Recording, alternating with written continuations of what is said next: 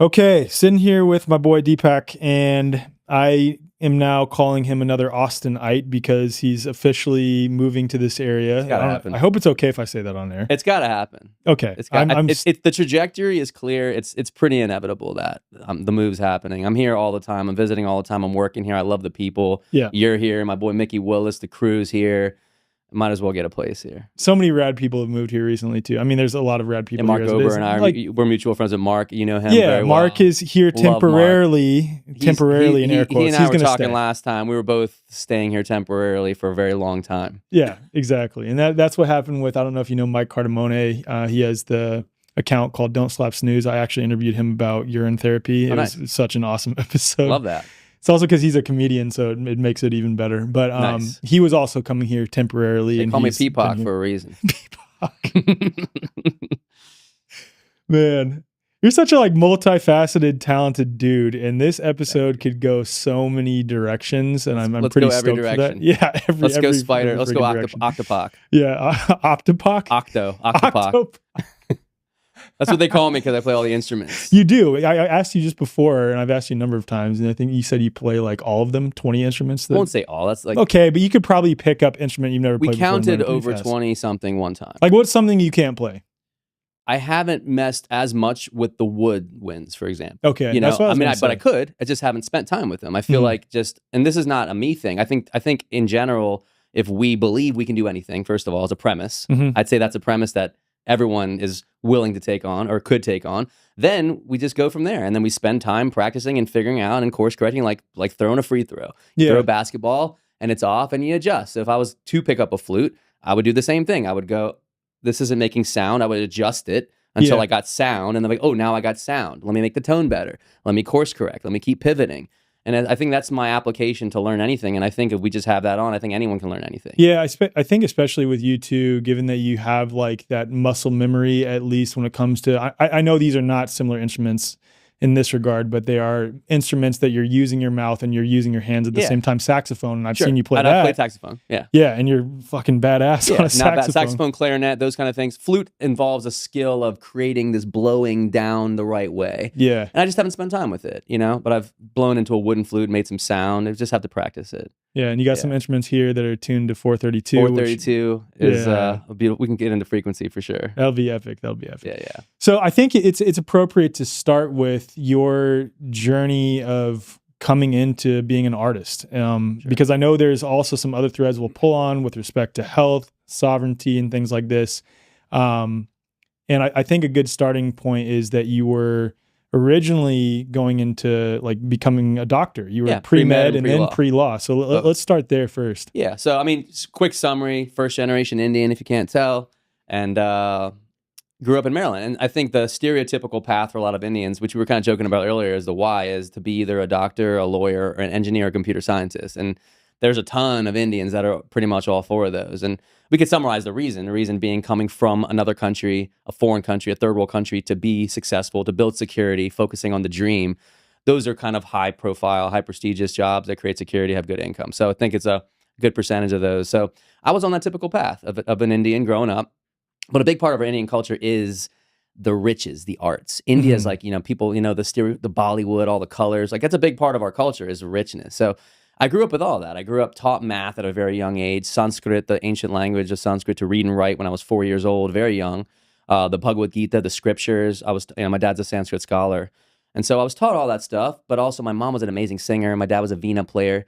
And so I was surrounded by the arts, surrounded by the music, but never as an idea of that's going to be your career. It's more just being rich and enriching yourself as a human. It's healthy for the spirit, for the soul, to be enriched in spirituality, in God, in music and all that. So, I was given and gifted with all those things, with the lessons, and spent, the majority of my life doing that and doing all the school programs. And I ended up I grew up in Maryland, in Columbia, Maryland. So I did all the theater and all the orchestra.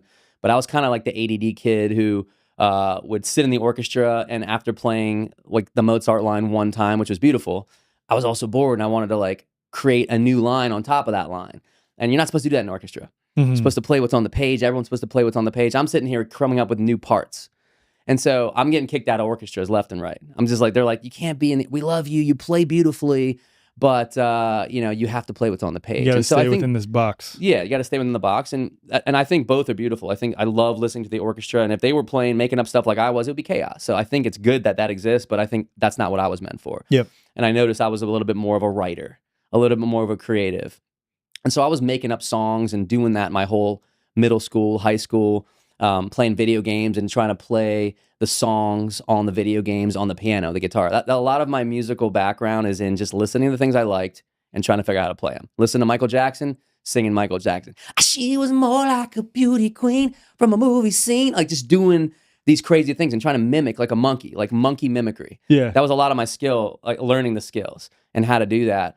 But the path was, okay, great. You're doing all that. That's fun. It's extracurricular. It's not like your path. You're going to go to school. You're going to be a doctor. You're going to be a lawyer. So I went to school, and I did pre-med and pre-law. But while I was in college, the whole time I was studying neurobiology, physiology, criminology, criminal justice, taking all these classes. I was also singing an a cappella group called the University of Maryland Generics. And that to me was where I got the joy.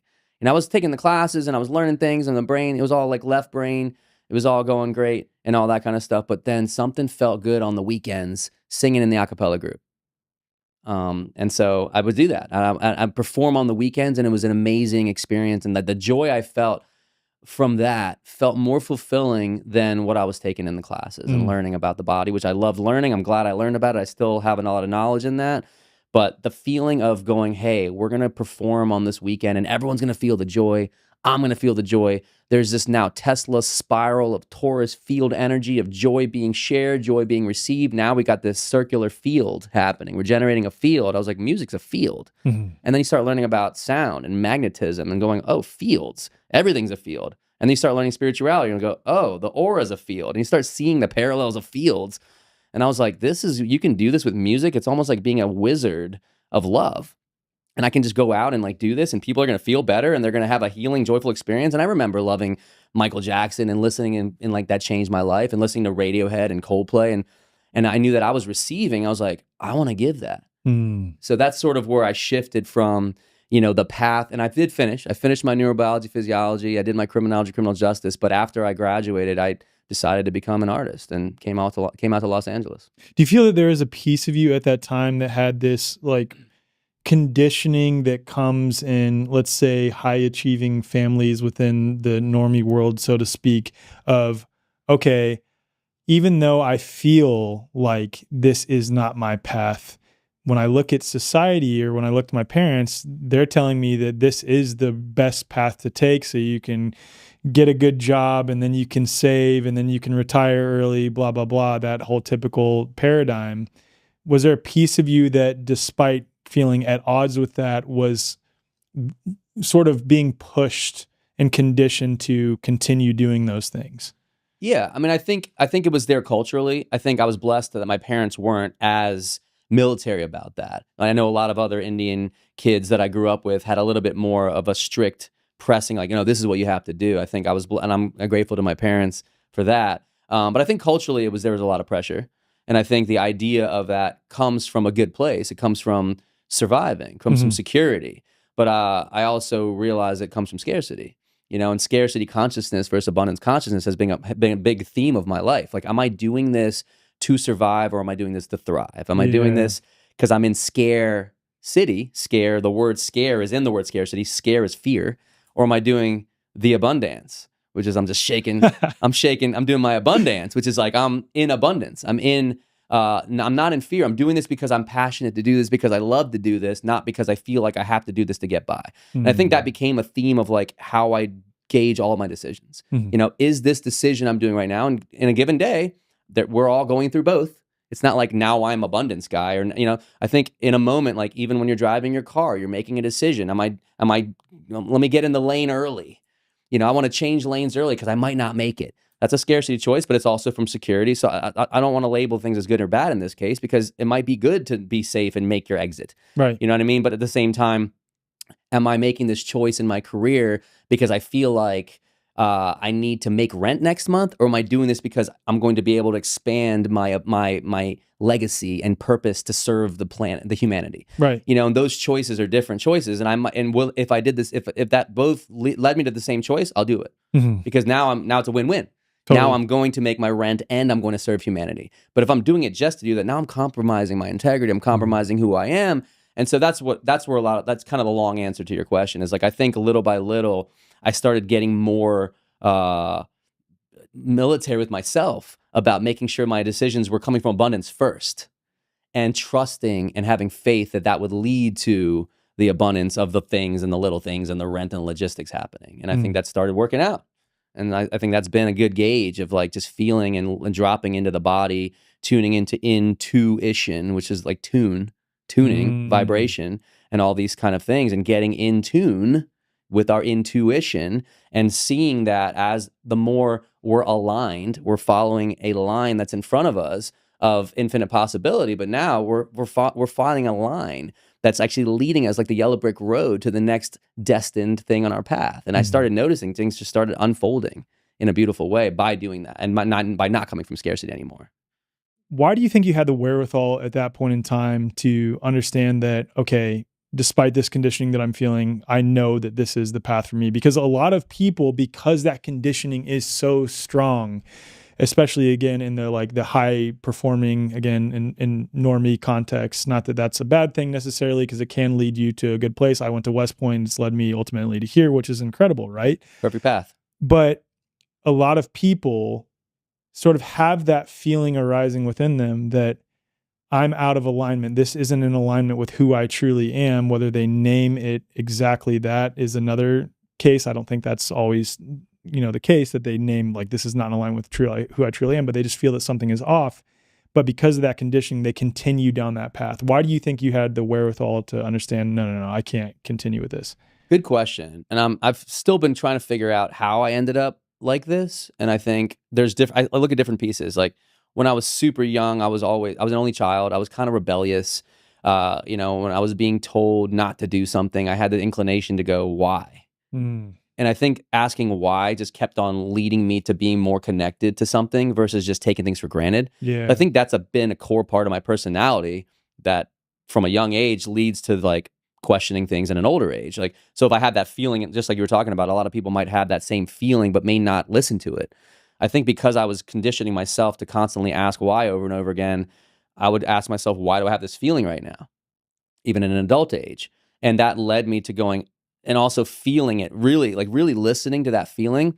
If you really listen to it and don't bottle it down, the suffering gets louder, and I think that's a good thing. I think we've been conditioned by society. I want to say we, but society is attempting to condition people to just bottle things up, to numb thoughts and emotions. And it's coming through the stimuli, through the media, through medicine, through how we think. Don't cry. Those kind of thoughts. And I think that causes us not to listen, and we start losing our skill to listen to the voices that are so deep inside us. And I think at a young age, when I was told not to stare at the sun, we talk about sun gazing, I was like, well, why? Let me try it then. If they're telling me something's going to go wrong, well, I'm doing it and nothing's going wrong. So imagine now as a young kid being told something's going to go wrong. Then you do it. Nothing goes wrong. I start distrusting society because they told me something's going to go wrong and I'm fine. So now I'm like consistently like, don't go in the cold, you're going to get frostbite. I'm like 7, 8 years old at this time, by the way, staring at the sun. 7, 8 years old. I'm out in the cold and in the winter and I'm barefoot and in my shorts and my t-shirt rolling around in the snow and everyone's all bundled up because mom and dad told them to. And I'm like sledding in my shorts and t-shirt in Maryland like a weirdo. And everyone's like trying to, and I'm just like, kind of like a little autistic kid, a little bit, like just, we're all a little crazy artists. A little neurodivergent for sure. Yeah, not using that word, by the way, because there's real autism out there. Totally.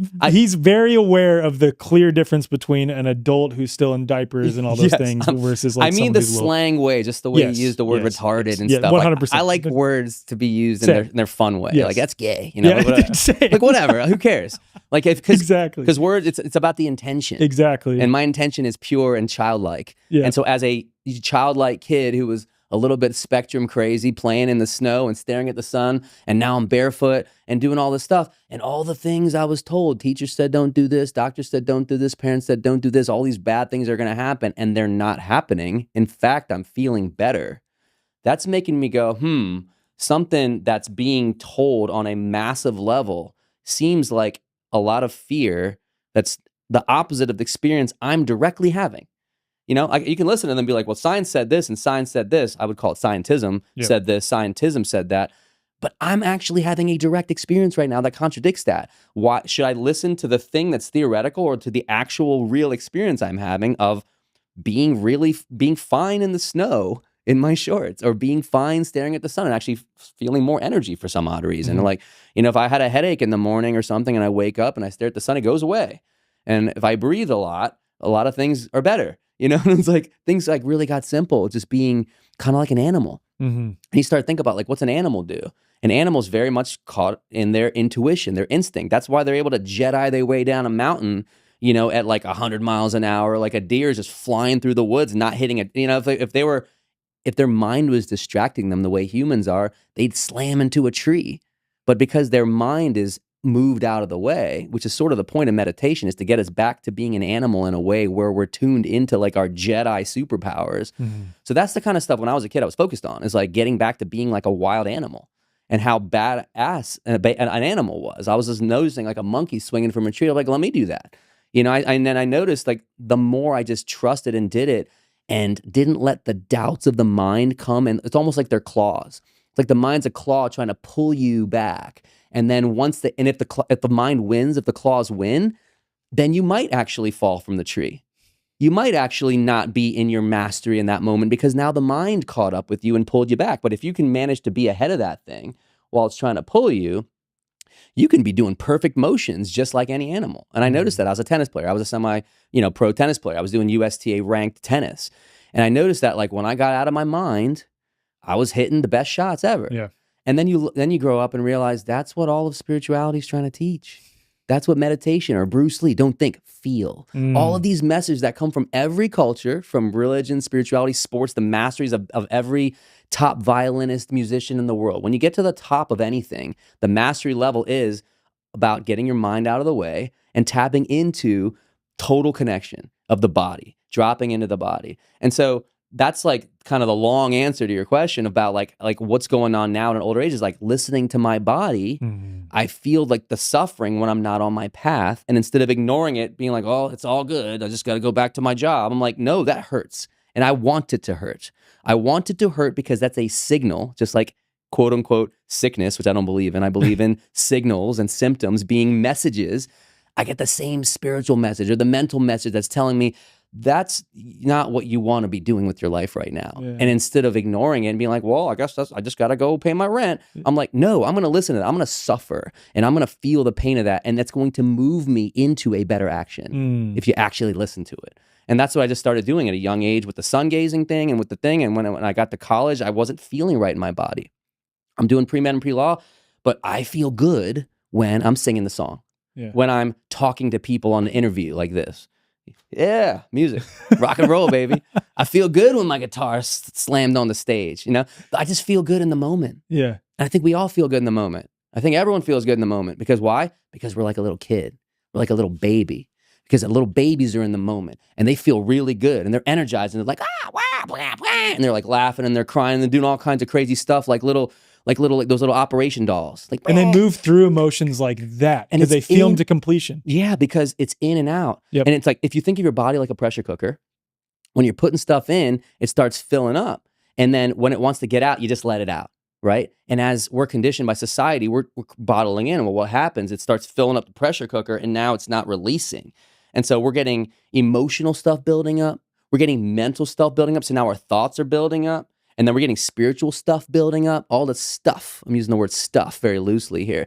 It's building up. And if you're not getting the skills and developing each of the skills needed to release, then that's where disease comes from, actually, is the stuff being stuck inside. And now it starts to rot and starts to like turn into toxins. You know, and it gets in our organs and our fascia, and it gets into all these places where our mind is now caught up and now we're distracted by the mind and we're disconnected from the body and all these kind of things because our signals are now not clear. Our signals are off because now our alignment's off. Our chakras are off. There's a blockage somewhere in like this chakra down here or this chakra down here. The fourth chakra being the throat chakra, the expression, the vibration, which is where I really tap in as a musician, as an artist, as a speaker, I think that the throat chakra of the entire planet right now is suppressed. I think a lot of people are feeling censored or beaten down or shamed to say what they want to say, and they're not opening their voices. And I think we have a planetary chakra blockage in the throat, which is the Vishuddha, the throat chakra, the blue.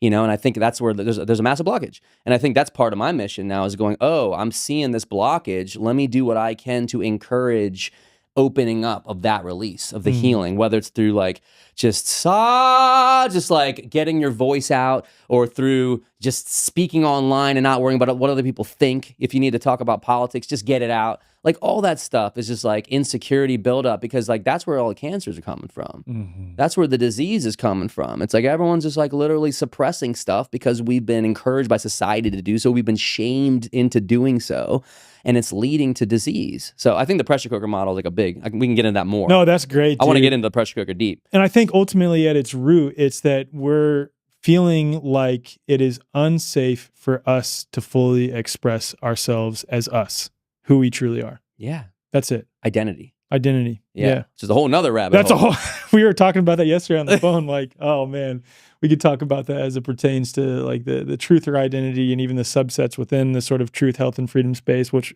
like it's good because it helps you sort of bridge gaps between people. It helps you find your tribe, so to speak, and be like, oh, you think about that. I also think about that. Yeah.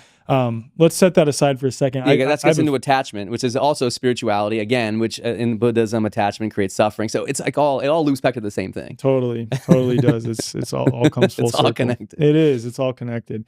When you were growing up, were your parents sort of carrying any of the spiritual or religious traditions coming from India? Yes. Okay. Very deeply. That's okay, because I'm like wondering. Obviously, you sort of talked about. Like, did you learn about sun gazing prior to you just going out and being like, no, I'm staring No, I did at it the on sun? my own. Okay. Yeah. That's cool. I did. That's cool. So what I learned when my parents... Can I share a story real quick? Yeah, yes. You already know what I'm about to say. Okay. DPAK, myself... DPAK, by the way. Sorry. All good. I like the pack. I like the six pack. Yeah, such a like white Midwesterner guy. Well, you got to pack DPAK. stuff up sometime. You got to pack in all this knowledge into this podcast. Here we go. DPAK, myself, my son, and my daughter went to a restaurant, like 9 months ago? When was that? Yeah. I don't know. I don't know time. I'm not good with time and space. I'm not the time and space guy. I've been trying to get this dude to share his age for so long, and he will not. And by the way, I love to talk about the why around that too. The age thing. I know. Mostly now, I just do it to mess with you because I think it's funny to see if you'll slip up. But don't. But there's a spiritual thing around that. I love too. that. No, I totally agree with what you're going to say about that too. I already know what it is, but I would love you to share it for the audience. But I want to share the sun gazing piece. Okay. So we go to a restaurant. It's a hot day. I mean, it's Central Texas, so it could be literally any time of the year and be hot. But it's a hot day, no clouds in sight, and it's like noon. So the sun's up in the midpoint in the sky, and like I sun gaze at night and in the morning when the sun's pretty low in the sky. If I try to stare at the sun midday, like I can last maybe 2 seconds, and I'm squinting the whole time. We walk out of the restaurant, and this dude literally stares at the sun directly with his eyes wide like this for like 45 seconds to a minute. And I said that just before we started recording this. He's like, dude, I can do it for like 20 minutes. Well, I mean, that's the practice. Yeah. That's the practice. Sun gazing is a practice where the sun is going into the windows of the divine, into the back of our hypothalamus gland, enhancing it, and then sending signals to the pineal gland, increasing energy, psychic awareness. You're getting vitamin D, and you're getting all these different pieces. And have you heard of the word mudra? It's an Indian word for these little hand shapes that create and move energy. Well, I will say there is an Indian mudra that I learned that is sun gazing related when I was young. Really? And it's basically you go like this with your hands, and you put your fingers up here, fingers there, and you put that like that, and it creates a perfect eye hole. Oh. See on the camera right there. And you can do that, and then you would do that at high noon into one eye, and you're actually filtering the sun directly into your eyes. Wow. And so I learned that when I was very young as a part of a tradition where you get a sacred thread as a Brahmin. Brahmin's like a type of class. It's in India. People heard of the classes, right? The caste system. Our family is from a Brahmin group, which is basically essentially focused on spirituality, focused on God. That's really the summary of what Brahmin's focus is. The Kshatriyas are more about leading and building, and you got your builders. There's different, and it's just basically People, if they want the positive version of the caste system is just basically like different roles that we have in society, and just keeping it simple. So in our Brahmin upbringing, we were focused on spirituality, learning the religion. So that's kind of the question. Like I did learn a lot of beautiful spirituality, religion from my parents. Again, I was mentioning the Bhagavad Gita earlier, which is a sacred text of 18 chapters of beautiful knowledge on philosophy, existentialism, a conversation between Arjuna and Krishna on the battlefield. That was a lot of like deep questions that we as all humans have. Like, what's our purpose? What happens when we die? I need to kill. When do I, like all of these important questions that we go through as a human. And so I grew up, luckily, with that type of upbringing for sure. But in terms of a lot of the wild animal stuff, that wasn't necessarily from my parents. That was just me being an only child and being weird and going out in the woods and just feeling good and just like naturally like feeling good. I think the stuff I was learning was more, I would say, heady. Initially, but we realized that the heady stuff leads to the body. Yeah, I was just gonna say that. Right? I feel like it still pulls you into the heart when like you really get the essence of it. Right, because you start out intellectually learning something, so it comes in intellectually. It's a little bit more left brain, but as you're doing it, it starts feeling right brain. As you start chanting, your body does get numb after a while, or mine does. Like when I chant the Bhagavad Gita or chant the Gayatri mantra, which is a mantra relating to the sun, the three worlds, the 7 layers of consciousness. Om Bhur Bhuva Suvaha Tatsavitur Varenyam Bhargo Devasya Dhimahi Dhiyo Yo Nah Prachodayat. If I do that a bunch of times, I start losing my mind. You know what I'm saying? You start out in the mind, but you do it enough times, your mind goes away. Where do you go? Because like the reason I ask that is like the practice that I'm familiar with is Qigong. Yes. And I can feel my essence either go into my Dantian, like down here, like I feel myself here, belly button, or into my heart. And like it's because I'm pointing my awareness there and I can literally feel a subtle, not weight, but sensation there where like, oh, that is where my awareness now is. Yes. When you do that, where do you go? I think it's a lot of places because it becomes, where it's like asking where do you go when you meditate? Yeah. Right. When you meditate, you could go into nothing for a little bit. You might go into some memories or thoughts or future scenarios. You might come back. And that's the mind aspect. Where does the mind go? Where does the body go? That can vary as well. I think when I do it, my body gets more numb. I think doing it 108 times, and there's a number, a sacred number from India, 108. And there's also the extension of that is 1008. And so once a year, we have a thing called upakarma, which is where we change our sacred thread, we put on the new one, and then we take off the old one and we shed it off, and we chant that Gayatri mantra, the one I just chanted, 1008 times. Wow. It takes about 2.5, 3 hours to do 1008 of those, And so by the time you're about 20 minutes in, you're pretty numb. Because you're sitting in one place. I mean, you're sitting, Indian. You're sitting, I wouldn't call it Indian style because I'm already Indian. So I'm sitting style. And then I make jokes. That's what I do. I'm sitting style. I'm just sitting style. I mean, you got some style. So because I'm already Indian. It's like I don't call Indian food. I just call it food. Because anyway. That's true. That's true. Sorry. I love that. Self-deprecating Indian jokes are the best. I love that so much. But you're sitting in this position, and if anyone who's meditated for a long time knows, there starts to be pain, right? That comes up. Yeah. If I've done Vipassana, which is 10 days of silence, and the hardest part of it's not after a while, it's actually very physical. But that's also part of the spiritual journey is being with that. And if you allow that, just like, and that's with the training, we always bring it back to like the real world. If we get, as a society, we're not trained, we're encouraged to avoid discomfort. Totally, 100%. And that's why the reflex is, take the medicine, numb the symptom. Same thing, the reflex is move. Oh my gosh, my leg hurts. Let me straighten oh my God, because it's coming from fear. Like I know those. I'm watching my fear. Like, something's gonna happen. I'm gonna hurt my leg. I'm gonna get paralyzed. These illogical thoughts are coming in. What's gonna happen? You're just sitting. I'm going to go so numb that now my feet are going to permanently be numb forever. No, they're not. It's temporary. That's the balance between permanence and impermanence, which is a very spiritual thought. Like, what's the balance between permanence and impermanence? That's the deep questions of Shiva. And, Shiva is standing on one foot, dancing on consciousness in our religion. And I come from a Vaishnava background, which is more focused on Vishnu. But the story of Shiva is the cosmic dance. And he's dancing on the world, and he's got one foot up, representing the balance of impermanence and permanence. And if we realize that our bodies are impermanent, but the spirit is permanent. That is the actual spiritual enlightenment that we get to, where we step back into the first conversation we had about abundance and scarcity, is we're out of fear now because we know that this thing is temporary. So we don't have fear of dying anymore, because it's just a part of the infinite journey of impermanence. And then the permanence part is knowing that your spirit is permanent. And so that's that whole dance. So we get back to that. So, growing up with that spirituality, growing up with that background, I think helped guide the way I think. Yeah. From, again, starting out not knowing why. You're not, as a kid, your parents aren't like, this is why you're doing this. You're like, just chant this. Yeah. Just do it. I'm like, cool. But it's amazing that language, Sanskrit, has this encoded thing that when you're doing it over and over again, you're getting not told why you're doing it. You're discovering it actually yourself from the inside. The direct experience. That's what I was thinking this whole time. And I think that's the best way we learn is when, someone could tell me a million times something about the answer. But when I discover it myself, then I feel it.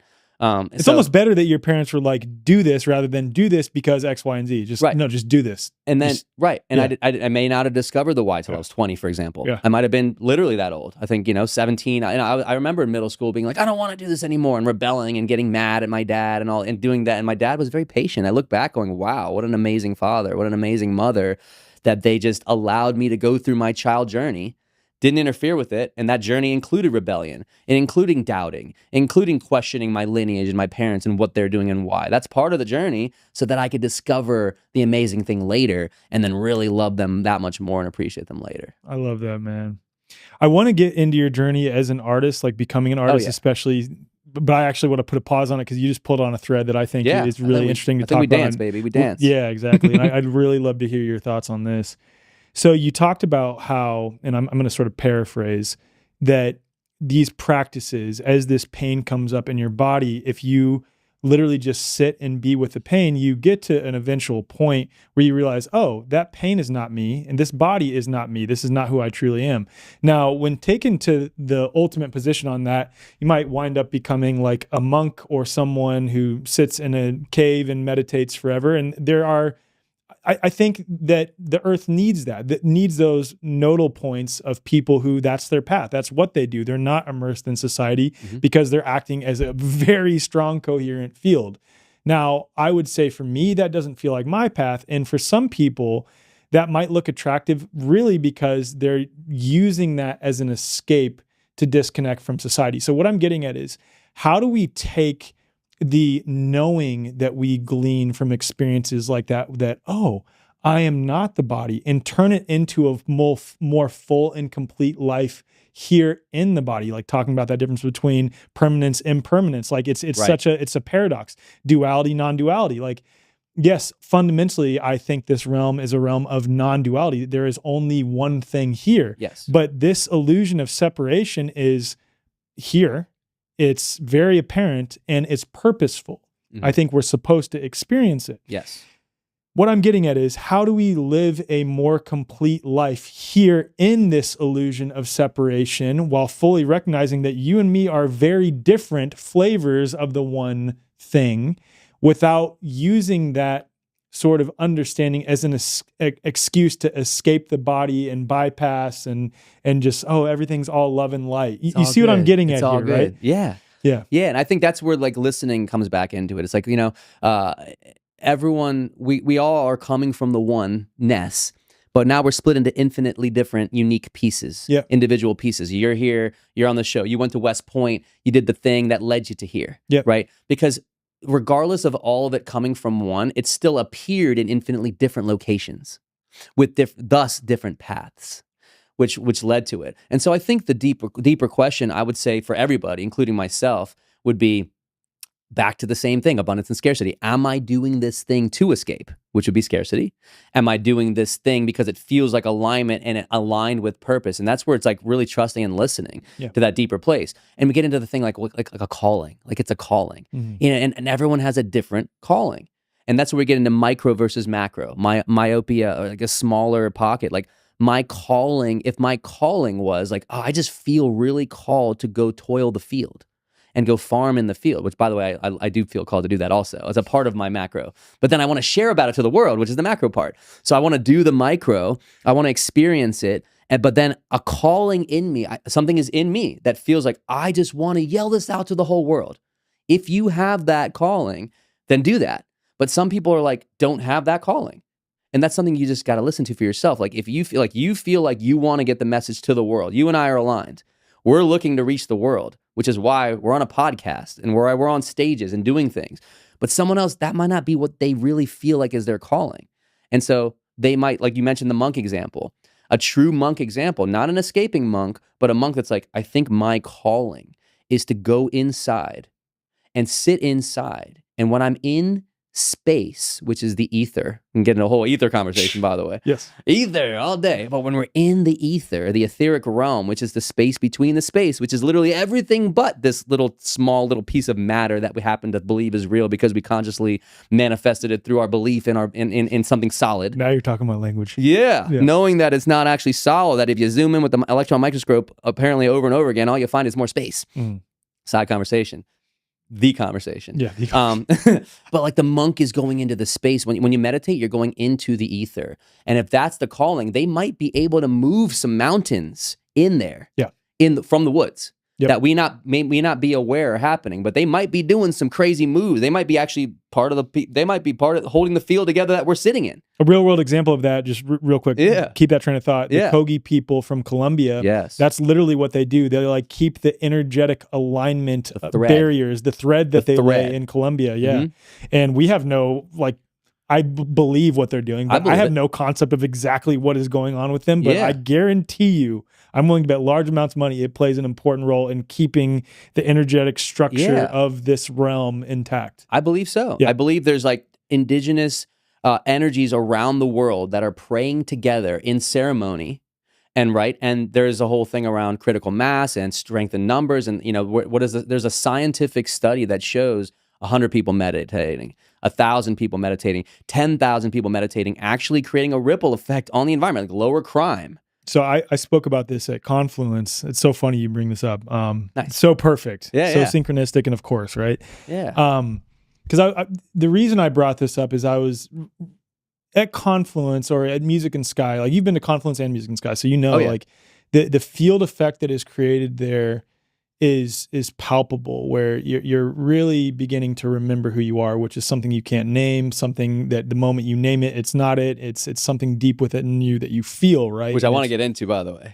I would love to. Yes, dude, that's like my favorite thing to talk about. So like I love that so much. We'll focus on the spirit inside the vessel, which relates to commerce and sovereignty. It's all related. Yes, it is. Oh my gosh, it's all related. And I think in an experience like that, you start to remember how truly powerful we are as individuals, but more importantly, when we come together as individuals oriented towards the same thing. Like I really think, same intention. Aligned.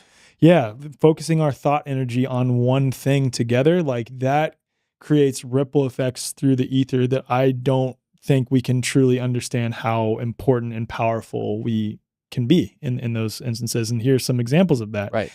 So it's colloquially known as the Maharishi effect. I'm sure you know that, and many people listening or watching. The few studies I'm about to read off relate to exactly what DPAK was saying. So in the summer of 1993, 4,000 individuals gathered in Washington, D.C. to meditate daily for nearly 2 months. Their purpose was to test whether focused collective intention could measurably reduce violent crime in the city. By the end of the trial, violent crime had dropped by 23% compared to projected rates, despite seasonal trends suggesting it should have increased. The effects scaled with the size of the meditation group, and statistical analysis ruled out all major external variables like weather, policing, and historical trends. This is the part that's incredible, especially if you understand like p-values and their significance as it pertains to strong correlations with things. Of course, like I will never say that there is clear, direct, empirical evidence of a cause and effect claim as it relates to something like this. And it's ultimately something that's non-physical. So you can't, it's a category area to try to even measure it anyway. Right. All we can do is our best to limit variables. Right.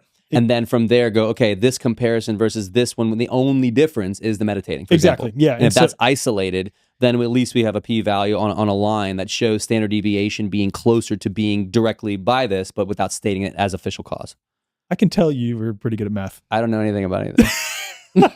Yes. And so for the context for people listening or watching, a p-value of 0.05 or less indicates a very strong statistical significance. It's almost linear. Yes. But this is what the p-value was on this. The result wasn't just significant, it was astronomical. The p-value came in at less than 0.00000002, indicating odds of chance were near zero. That's basically cause. Yes. It's hard for me to say that knowing what I know about virology and what they claim. Yeah, basically, that's fair. You gave the qualifying statement, basically. I know you know that too. The point is, it's like, man, it's pretty freaking clear. It's the power of meditation. The power of meditation. But a large amount of it. Yes, a large amount of it in focused intention. Getting back to critical mass. Yeah, critical mass and being devoted to your values, whatever that is. And in this case, it's these people wanting to be devoted to lowering crime in a specific area. Yeah, which is an incredible thing. Have you heard of the Art of Living Foundation, Sri Ravi Shankar? I've not. Yeah, so that's like one of the biggest, I think it's the biggest non-volunteer run NGO in the world, led by Sri Ravi Shankar. And I've been a part of that for 20-something years, where we meditate. And we've had mass meditations of 3 million people. Wow. Like 3 million. I was there in India in 2006 on stage, on a 3-acre stage. It was at the time the biggest stage in world history. Yeah, 3-acre stage? What the? Guinness Book of World History. The stage was 3 acres. We were in an airfield near Bangalore in Jaipur, India. 3 million people gathered. You can look it up online. Look up Silver Jubilee, Art of Living. And you can look at videos. And we literally did mass meditations of people breathing in sync, doing Bhastrika in sync. It's so cool. It sounded like thunder. Whoa. The breathing of that many people sounded like... But imagine like a thunderous roar of humans. And I had dreams for 6 months to a year that were so lucid after that experience of being in a mass meditation for 3 days, of breathing, synchronized breathing, pranayam, Bhastrika, and then kriya, which is a type of breathing, and then the actual meditation with the intention of world peace. And literally I felt clearest dreams of my life for 6 months to a year. And it was literally 3 million people. And like, I can't explain that other than that there's something else going on. Like, we're tapping into the ether right there. And again, we get into p-values, but we're talking, this is for world peace, which gets back to what we're talking about the monk in the woods or the indigenous cultures over there, like the why, like the calling. If I bring it back to the calling conversation we're talking about, everyone's got a different calling. You know, if your calling is to get into politics, you'll know. Because you feel like if you're ranting online all the time and yelling about something or the other, and then let's see if we can turn that into something productive. If I'm, and you turn that into action, that becomes your calling. You're obsessed with it. You're researching. You're looking into it. You're studying Austrian economics and Rothbard and Mises Institute and getting into these things. If that's what you're doing, you might want to listen to yourself and go, I'm interested in something. Let me see how I can now be of service and take this knowledge and put it into the world. If I'm constantly going, I just wish people, and this is where you're listening to yourself. What are the thoughts that you're having? Everyone's having different thoughts. What are the thoughts I'm having? I just wish people would fight less. I wish people would communicate better. And then maybe the calling is to help improve communication. That's your calling. And like, I feel called to that personally. I feel like a little bit of everything for me. Yeah. Like I feel like I want to get the word out politically to help the communication in the political world, and then get people to meditate to get to a place of peace. Yeah. Those are the things I'm doing. I feel like I meditate because it helps me get grounded. And when I'm more grounded, I make better choices. I'm more efficient. And so I realize that I'm going to be a better person in society if I ground myself first. If I get out of my own way first. If I get my mind cleared and get my doubts sifted, which is the clouds of the mind. And if you breathe and meditate, the clouds start to dissipate and the sun comes through, which is inside of us.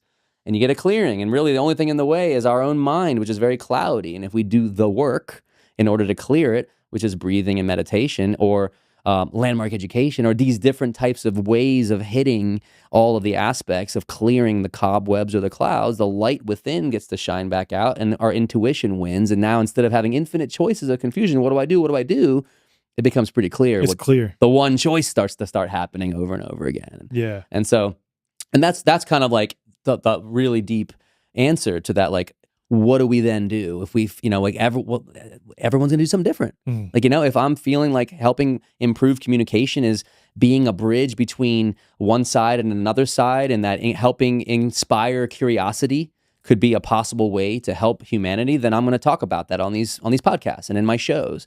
I'm going to say, hey, let's get back to curiosity. Let's get back to discovery. Let's move away from assumptions and presumptions and conclusions and absolutism and certainty and all these things that lock us into boxes where we think we know who someone is. And this guy's controlled opposition and this is a psyop. And we're just saying these things, which may or may not be true, but we're not coming from curiosity. Yeah. And I think the thing that brought us here into discovering truth and getting into these rabbit holes was curiosity, but we got to keep the curiosity once we get there because we're not actually ever there. Yeah. We still are always staying curious. It's not like, oh, now I figured out the truth and now we know that we're the ones that are right and they're the ones that are wrong. Well, then you're doing it again. Totally. You're doing it again.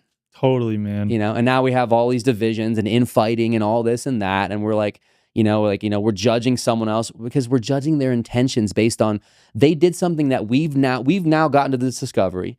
Let's say we talk about the virology conversation. Yep. We've done these things and now I have a personal direct experience and you have a personal direct experience of talking to scientists, of seeing the science that other people don't have.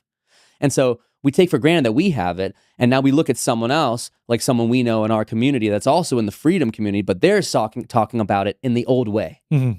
And now we're looking at them like, suddenly judging them as if they're intentionally controlled opposition, but they're on the journey. We were there too. 100%. You know, like, and there's such a distinct difference between someone who simply just has not looked at it, of which we share a few friends who admit, like, yeah, I just have not looked at it at this point. Yeah. And like for example, and I'll name him, Mickey being one of them. Like a lot of people assume that he's automatically controlled opposition.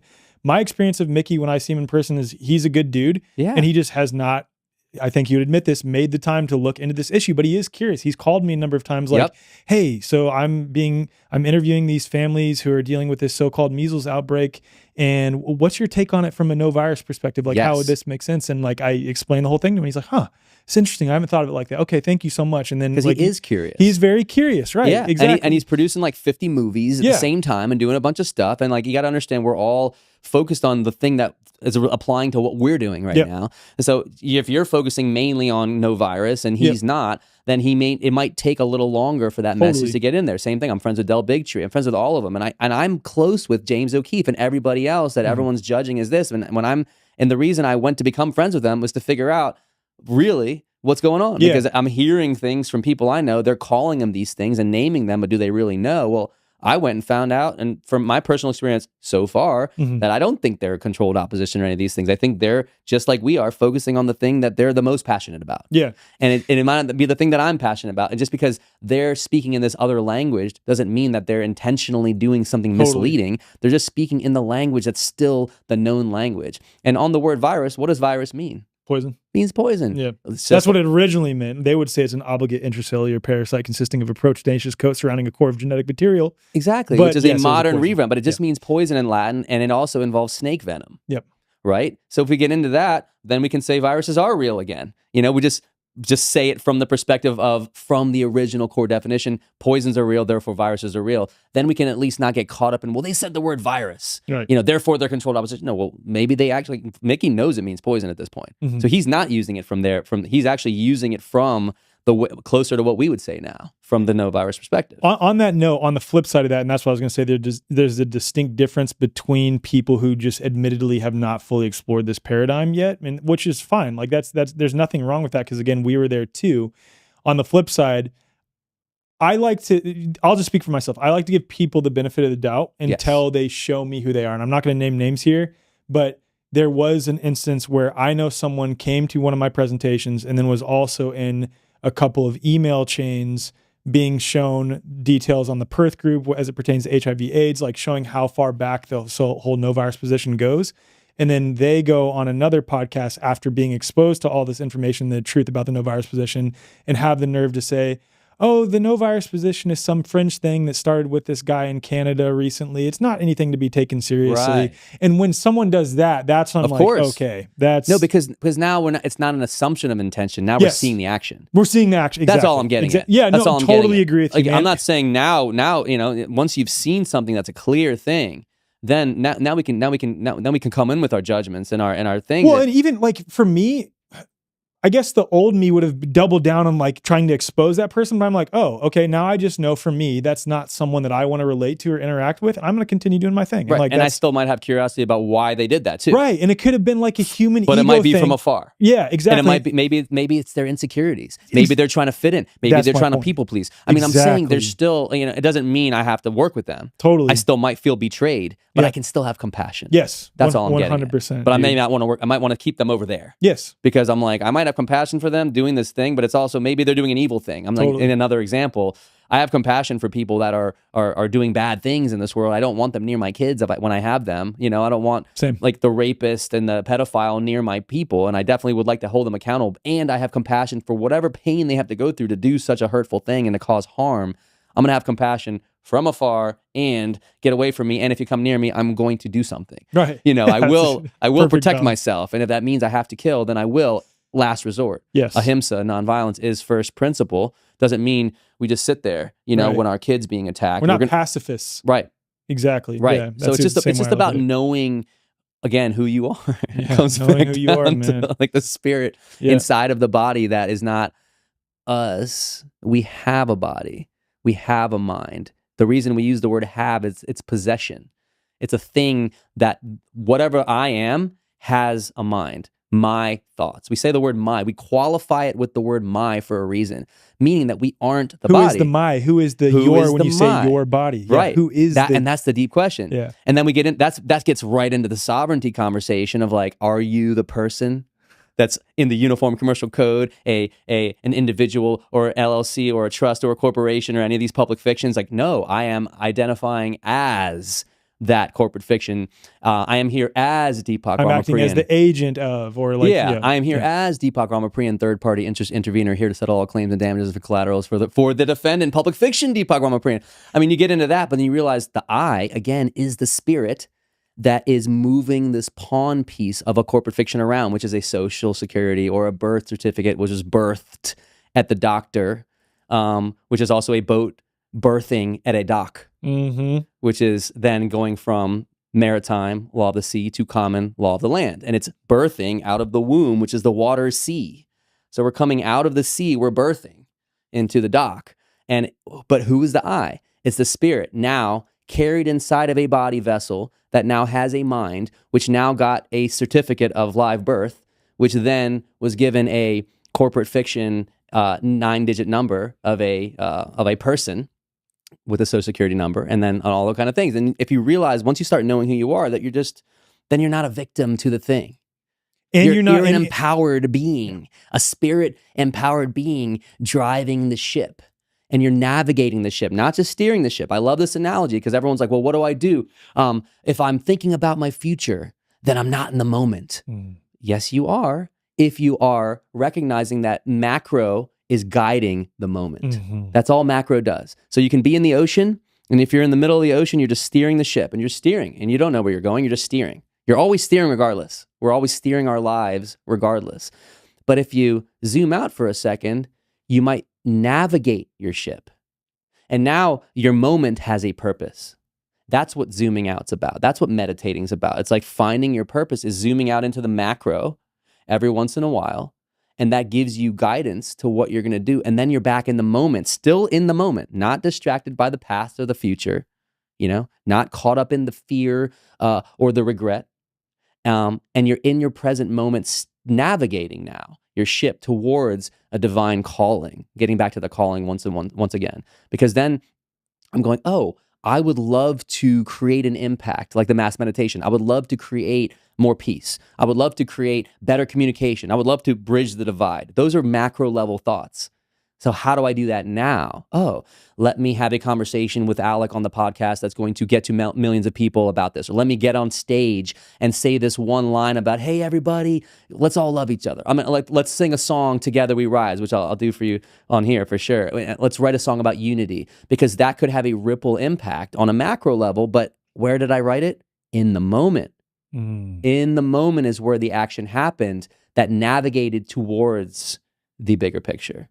So that's the difference between navigating and steering, which I love. I love that. Wow. What a really important distinction. That's super helpful. Yeah, because you could be in the middle of the ocean steering, and you could just be steering all day. I'm in the moment. And you could just be going around in circles. And like you're like trying to get there, but you didn't take the moment to navigate because you're like, oh, if I think about the future, I'm gonna be stressed. Like no, because we have that spiritual distinction. Yes, being caught up and stuck in the future and stuck in the past are different than thinking about them, reflecting on those. If you reflect on those for the purpose of being in the moment, now you're guiding your moment better, and then you can still be in the moment, still be peaceful, still like do your mastery in the best way. Because at the end of the day, back to the tennis analogy, the goal is to win the match. But if you're thinking about winning the match, you're not going to win the match. Yeah. Right? Yes. That's the loop. Is their goal to win the match? Yes. Does thinking about that while you're playing the point help you win the point? No. You need to play the best point ever. But now when you take a break and you sit down between sets, you go, uh-oh, looks like I'm down 2 sets. I need to strategize now the next moment such that I gain the score. And I like sports analogies because they're just something you can kind of like sink your teeth into. I love them too, man. Especially they apply to my life. Yeah, you can sink your teeth right into sports analogies, which are spiritual analogies and music analogies, and they're all the same. That's why I love Kobe so much, because Kobe was such like he was very into Zen Buddhism. I know, R.I.P. to Kobe. Larry David, baby. He brought that Zen Buddhism to the Bulls, and he brought it to the Lakers. Yeah, man. So for me, this is a whole other aside, but Kobe is the greatest of all time, and I have reasons for that, rather than Michael Jordan. Yeah, most people say Michael Jordan and LeBron. I say Kobe, but nice. I have other reasons for that. But what was I going to say? Oh yeah, I think what you're talking about with respect to sovereignty and the sort of common law, commercial law, equity law sort of movements that are rising up right now that I've definitely dabbled in, and more than dabbled in at this point. Hashtag me too. Yeah, I know you have. Movement. Is what's missing in those conversations, though, is exactly what you're talking about, because a lot of people are rushing to do the paperwork or the processes, or not only that, are doing them from a position of tremendous fear or a position of trying to fight against the system. Survival, get rich quick, scarcity. 100%. Which we talk about the ether, energy. That's actually changing the energy of their processes, and they're having backfires and they're having legal problems. And the people doing the exact same paperwork that are actually doing it from being the king or the sovereign are actually having success from knowing who they are. That's what you said, and that's such a big thing that keeps popping up in my life. If you're coming from the position of all those things that are not you that we just named, rather than from the position of knowing who you truly are, I don't think you'll have as much success as if you had done those same things, just as you said, from knowing who you truly are. And that's like a big missing component in the sovereignty space, is you have to know who you are first. And actually that matters far more. That's one. That's number one. That's 99%, in fact. That is in 99%. Fact, I got to the point. Now, I was doing a lot of this sovereignty paperwork stuff starting in 2003. Yeah. And that's when we got, and it was like, there was Winston Shrout, and there was Gordon Hall, and there was Brandon Adams. And then there was a few of us kind of young bucks coming up in the scene that were just the people you were describing me earlier. You're asking me the question, like, how did I get into this? And I was making the joke that I was just in college, just staring at the dollar bill on psychedelics, and just wondering what is going. Because the question that I asked, I was like, hey, did you, I knew you were pre-law, so did you get into this whole sovereignty stuff? Because I know you're into it a little bit from the pre-law side, and you're like, yeah, kind of. And you're like, no, not really. It was actually from just being like questioning everything. Yeah, questioning, like as a kid, questioning the sun gazing thing and the blah, blah, blah, led to questioning authority, which led to in school questioning everything they were even teaching. I questioned economics because they were teaching me Keynesian economics. And as a math guy, my intuition was telling me something's wrong with Keynesian economics. This isn't adding up. And I was like, wait a second. They're teaching me something that if you actually play out the math, which I watched everyone in the class was just not questioning anything. And I'm like, this doesn't make sense. This is something that's like immediate gratification and then designed to create debt later. And then I'm like, oh, that's the economics behind welfare, Social Security, credit cards, central banking is literally Keynesian economics. And then I was like, so I started asking those questions and like, what's the better economics? And then I discovered free market economics and supply side. And then I discovered the history and I started this is the question. It's all rabbit holes upon rabbit holes. Are you more of like an Austrian economist? Yeah.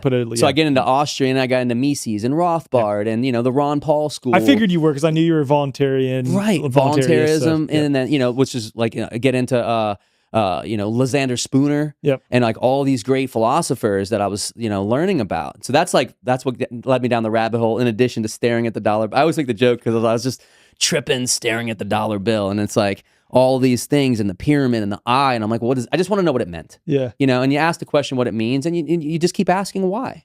And if you're just curious, if you're curious and ask why, you'll find out cool things.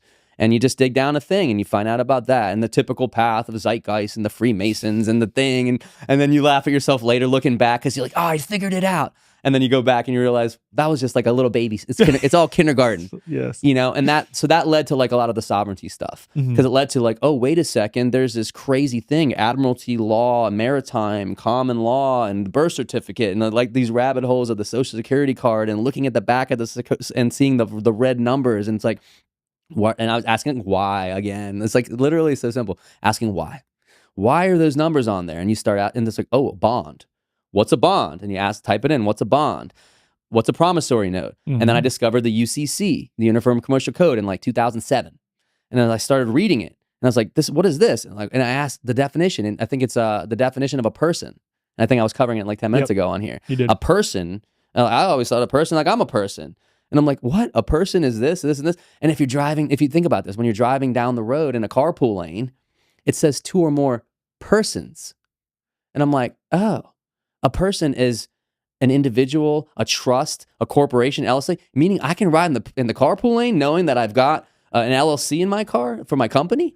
I got 2 or more persons in my car. So I started doing that. So I was That's a good argument. I was heard doing that the angle. craziest stuff because I was just like playing with language. Yeah. And I was breaking down words. And I had a couple friends, my buddy Zach, shout out, Starscript. He and I were studying this stuff together and breaking down words.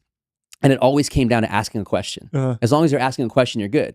Well, what happens if you break down even those words? What's asking break down into? What does it break down As king. Especially within the context of the law space, because it's all about asking questions and never giving direct answers. Then you know who you are. Yeah. You're the sovereign. You're the king when you're as king. Which is also interesting because that relates to the neti neti principle too. Yeah. That's 100%. wild. And then what's the word question break down into? Quest, I on.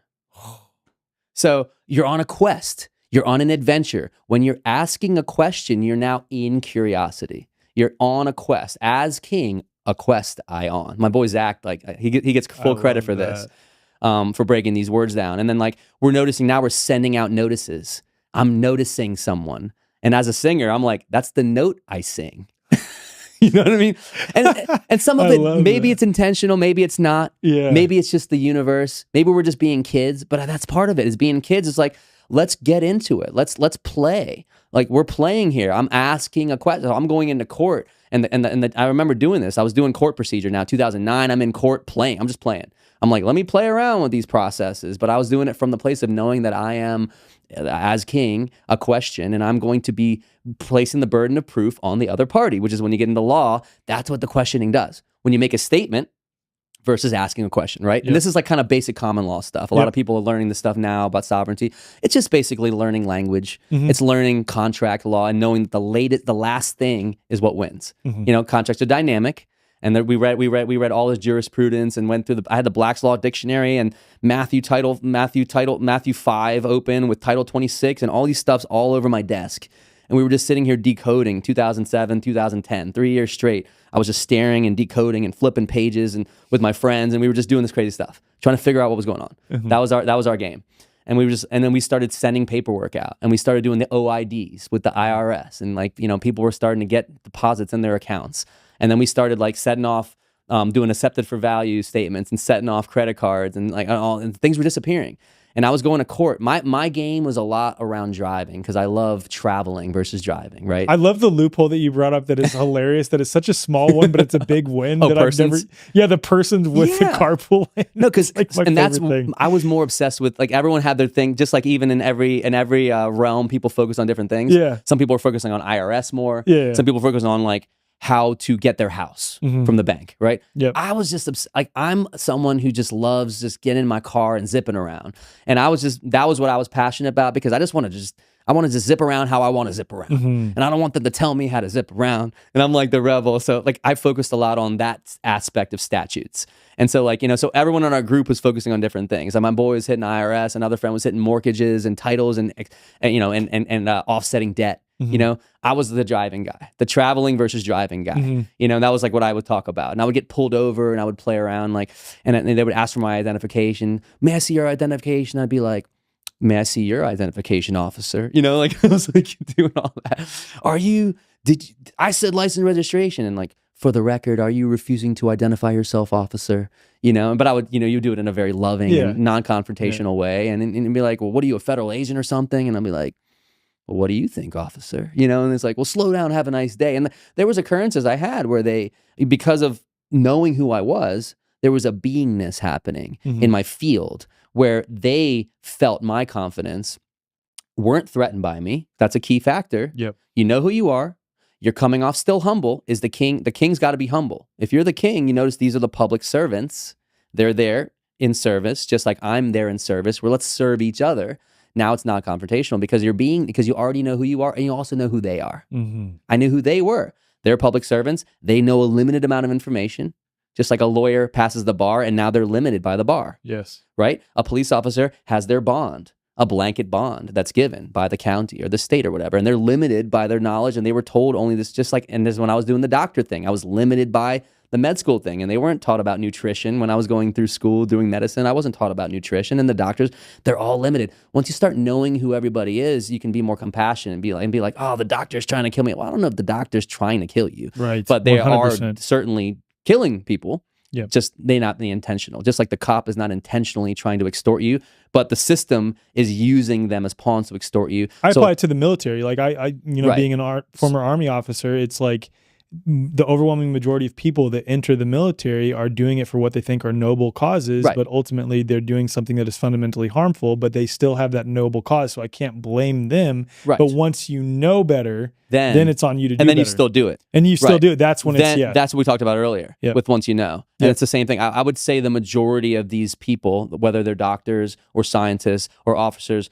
are known, they only know limited amounts of information. And that's the question, is like it came up during COVID, is like when a doctor was shown, did they still then continue or did they like stand up to the system? Right. And I know a lot of good doctors that stepped up to the system and lost their medical licenses, but I respect them because once they knew, they couldn't continue anymore. And that's the difference. And a lot of them did know and they stayed in there and they stayed quiet. The same thing. So it's the same thing with the police officers. Like I am coming from a place of knowing that they're doing what they think is their job to serve a statist agenda, which I do not believe in.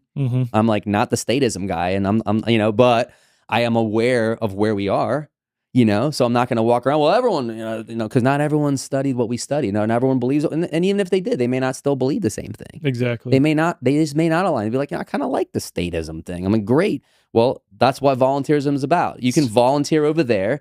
And I'm going to volunteer over here as long as you don't infringe on my rights and as long as you don't harm me, then we're good. Do no harm. That's a beautiful irony of the voluntarist position, is that it's like you still have to hold the space for people who want to be in a statist ideology. And then that's where like I've come to the nuanced perspective as a voluntarist where I'm like, you know what? The government serves a great purpose for those who want to entertain and be involved in it. And like, that's for them. It's not for me. I'm going to continue to share my message for the people who are starting to realize there's something off about this whole paradigm, but I don't know what else there is. Right.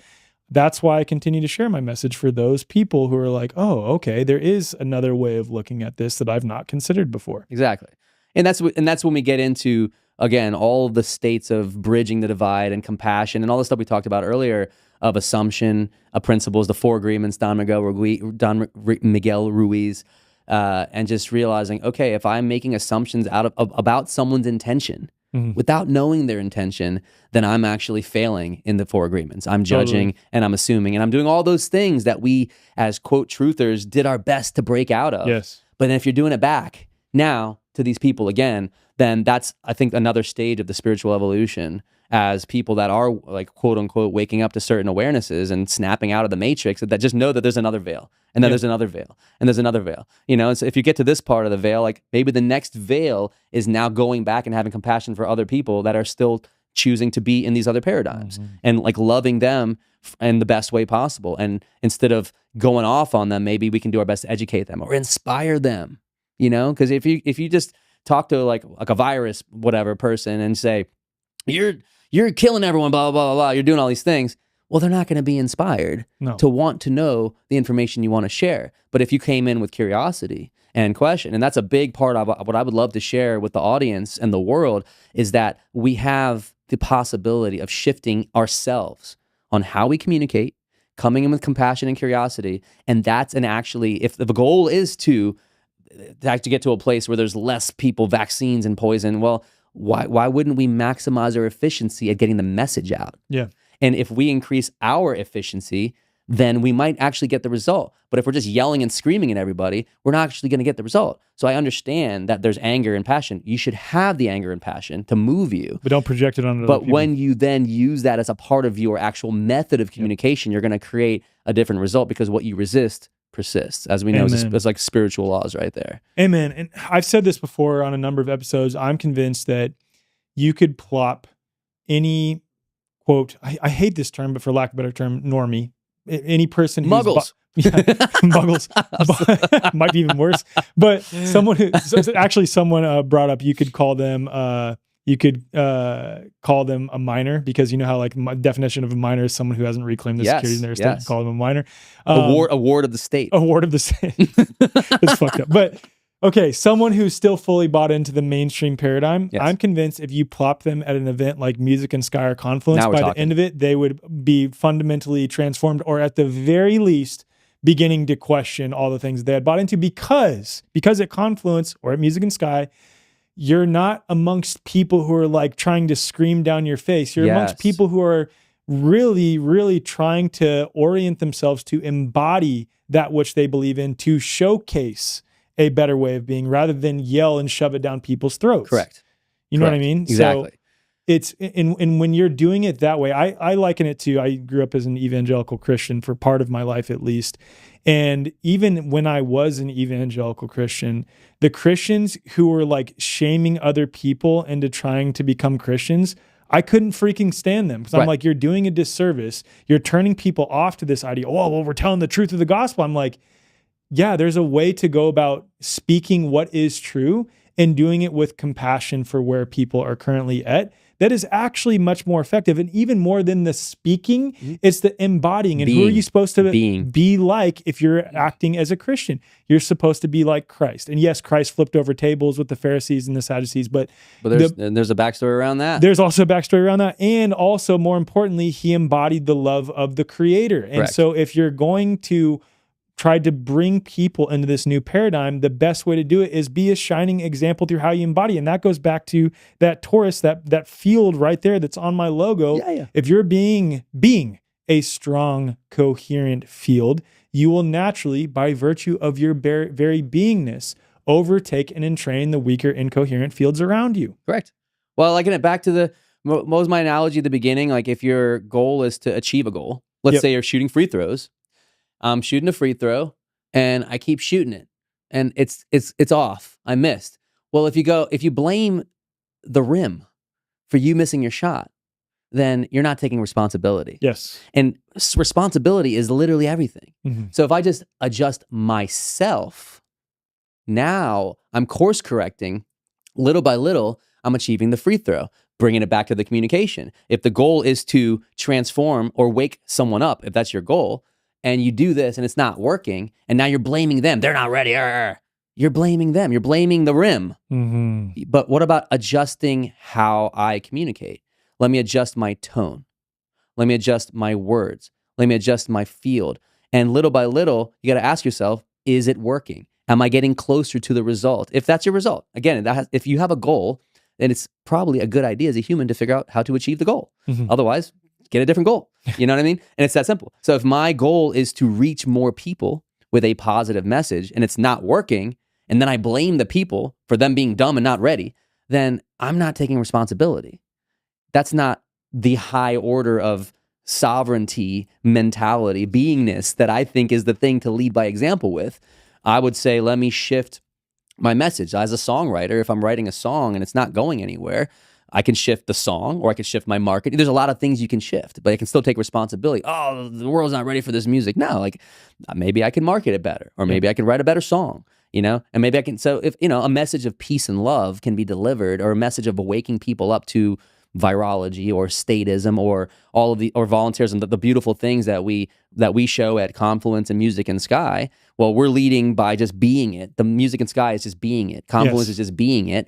And then we invite people. We invite, and that's my mission, is to then create a stadium show of the level of Coldplay, Michael Jackson. That's like a Confluence or Music and Sky. It's like my concert. So and epic. It's the same. And now there's 30,000 people there, and we're just being it. And we're just playing the music. And by people being there, I'm not preaching on stage or anything ridiculous, because that's gonna just chase people away. If you just tell people, what is it? Show don't tell. It's show don't tell. And that's like Sondheim is like the great songwriters in the songwriting world. They all said that. And all the screenwriters in the music and the movie industry, they all say the same thing: show don't tell. Like when you write lyrics to a song, when you're preaching the lyrics in a very literal way, it's a little bit didactic. You're kind of just telling people the answer. And we talked about this earlier. Discovery. When I'm discovering is when I get inspired. It's when I learn the best. Same thing with the song. You want to guide someone with a story. You want to tell stories. And by telling someone a story, they get the message, which is why every single religion, every single culture, storytelling is how you learn the morals of the Ten Commandments. The Ten Commandments is the telling part, but it's the stories of how did this person live? Yes. Those are the parts where you actually learn the Ten Commandments. And then you look at them and go, oh, Rama from the Ramayana of India, for example, was leading by example. He was honorable in all the stories. He stuck to his word. When he was told he was banished from the kingdom for 14 years, he's like, he didn't fight about it. He's like, I'm going to do my honor and I'm going to do it. And you want to be like Rama. And what's Rama doing? He's doing the things in the Ten Commandments, but we're learning about it by watching his story. And that's how the people learn the best. The best songs tell you the story, and then you learn through your own self-discovery, not because the song told me that all you need is love, which you need those once in a while. Bob Marley, the Beatles, they all wrote these songs that did hit the message every once in a while, but they wrote like 50 other songs that led you there. Yeah. And that's like, I kind of see myself as in the path of Bob Marley, Michael Jackson, the Beatles, in terms of where I see my purpose right now, is being able, because Bob Marley probably didn't get into music to do politics. I didn't get into music to do politics, but now I found myself invited to perform at the inauguration and all these crazy events, not because I was like, I gotta go sing in a political event. I just was writing music just like Bob Marley did, but I also see problems in the world to fix. I use the word problems in the normie sense. Totally. But I see opportunities. You see opportunities to help people remember. I see opportunities to bridge the divide of left and right, Republican, Democrat, of voluntarism versus status, whatever the duality might be, virus versus no virus. I see an opportunity for me as a communication bridge. That's where I've seen my purpose, because I'm friends with the virus people and the no virus people. And I think they both make sense. And I think they need to just talk to each other more. Let's get you and Dell and Mickey all together in a room and having a beautiful conversation, because we all love our families and we all love helping. And I think there's an opportunity there. Same thing with the music. I see myself going to the Trump inauguration to sing my song Together We Rise and then speak in front of a large audience of status about voluntarism. Yeah. You know what I mean? Which is what I do. Right. I went to the Rescue the Republic, which is a big event, and everyone was aligned on, it wasn't necessarily about statism, honestly. The event was more about being anti-corruption and anti-surveillance and things that I'm aligned with. So I felt aligned with that event, and I went up there, and maybe some people were like talking about voting and something else. I wasn't. I went there to talk about the possibilities of each of us to self-govern and to like wake up from the medical big pharma matrix and all these kinds of things. And those are the things I shared about. It's such a peculiar thing, man, because I have actually had people before insinuate that I'm controlled opposition simply because I was at the same event as X, Y, and Z people. And I'm like, it's interesting you say that though, because I was there speaking my position without any qualifications, without censoring myself at all. I was sharing what I was there to share that is very at odds with whatever that person talks about. Yeah. They didn't censor me on stage. I was still there to share my message. Should I decline those requests to come speak because X, Y, and Z other people who you might assume are controlled opposition might be there just because I don't agree with him? I should decline the opportunity to speak there? That's absurd. I think it's probably the same with you. It's like, if I am being invited to perform and I'm still able to sing my songs and share my message and be me, and I'm very much a voluntarist, even if I am amongst statists, should I decline that offer? No. Or should I use this as an opportunity like, hey, here's a message that I am here to share. And for any of you who may have never heard this before, maybe you've just heard a little bits about it. Oh, now I'm a little bit more interested. I've never heard what this person has offered, or I've heard it before, but I never really thought of it that way, that this person is now sharing it, or this person's embodying it. Right. Okay, now I'm interested to hear what this person has to say elsewhere. Let me go look a little bit more. Yeah. And that's where it just depends on the event, right? It depends on what the culture is and what you're signing up for. Right. Like if I'm going to these things knowing that I'm signing up for continuing to be myself. That's my point. If someone reached out to me, someone's like, requiring me to compromise my integrity, then I'm going to say something, and I'm going to stand up for my integrity. And if they say, okay, cool, then come anyway, then I'm going to come. But if they say, we don't want you to say this there, we don't want to talk about this there, I mean, like, well, then I can't come. And so I've had that happen too, where someone has said, we want you to come speak, but we want you to refrain from speaking on this. I'm like, I'm not coming. But this is what I do. Yeah, I'm here to talk about these things. I'm here to sing about these things. Like, don't do that song. Like, yeah.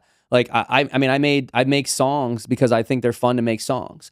And not all of my songs necessarily represent me every time. I made a song, The Trumpty Dance, which was hilarious, but that's not necessarily my DPAK brand, but it was fun loving and cool. And so I understand if there's judgment around like, oh, that means you're now like signing up for that. But like, that wasn't my intention, but I understand what comes with it. And I took it. I was like, you know what? This is a viral moment. It's a rare moment. Everyone's having fun right now. Everyone's celebrating. I want to share joy and celebration. I'm going to just make this thing. And it went viral and I did it. And that doesn't change what I'm going to make next. And I'm going to continue to make another, and if I have to explain myself, then I will. But it was fun, and like, I'm just about having fun and being a big kid. So I did it.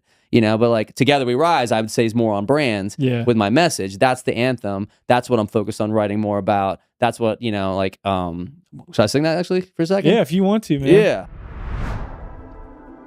Most of us already know Shilajit is powerful. It's been used for thousands of years for energy, mental clarity, and overall vitality. But here's the problem. Most companies offering Shilajit are cutting corners. They're using fillers, skipping proper testing, and even hiding heavy metals like lead and arsenic behind fancy marketing and Instagram influencers. Dr. Andy Kaufman saw this happening and decided enough was enough. As an MIT biology graduate and tireless advocate for health freedom, he spent years researching and testing dozens of different Shilajit sources. And what he found was shocking: widespread contamination, fake lab reports, and murky supply chains everywhere he looked. And in response, he decided to create his own Shilajit, Authentica Shilajit, sourced from over 16,000 feet in the Himalayas, rigorously tested for purity, and backed by complete transparency. No fillers, no mystery ingredients, just the real deal. Shilajit you can actually trust and feel from the first serving. And listen, out of all the natural health doctors out there, Dr. Andy Kaufman is one of the most brilliant, in-depth researchers I know. If he recommends something, I'm definitely going to pay more attention. So if you're taking Shilajit already but have that gut feeling that something's just off, you're probably right. Trust that instinct and check out medauthentica.com/wayforward, or just head to the show notes and be sure to use code WAYFORWARD for 10% off your first order.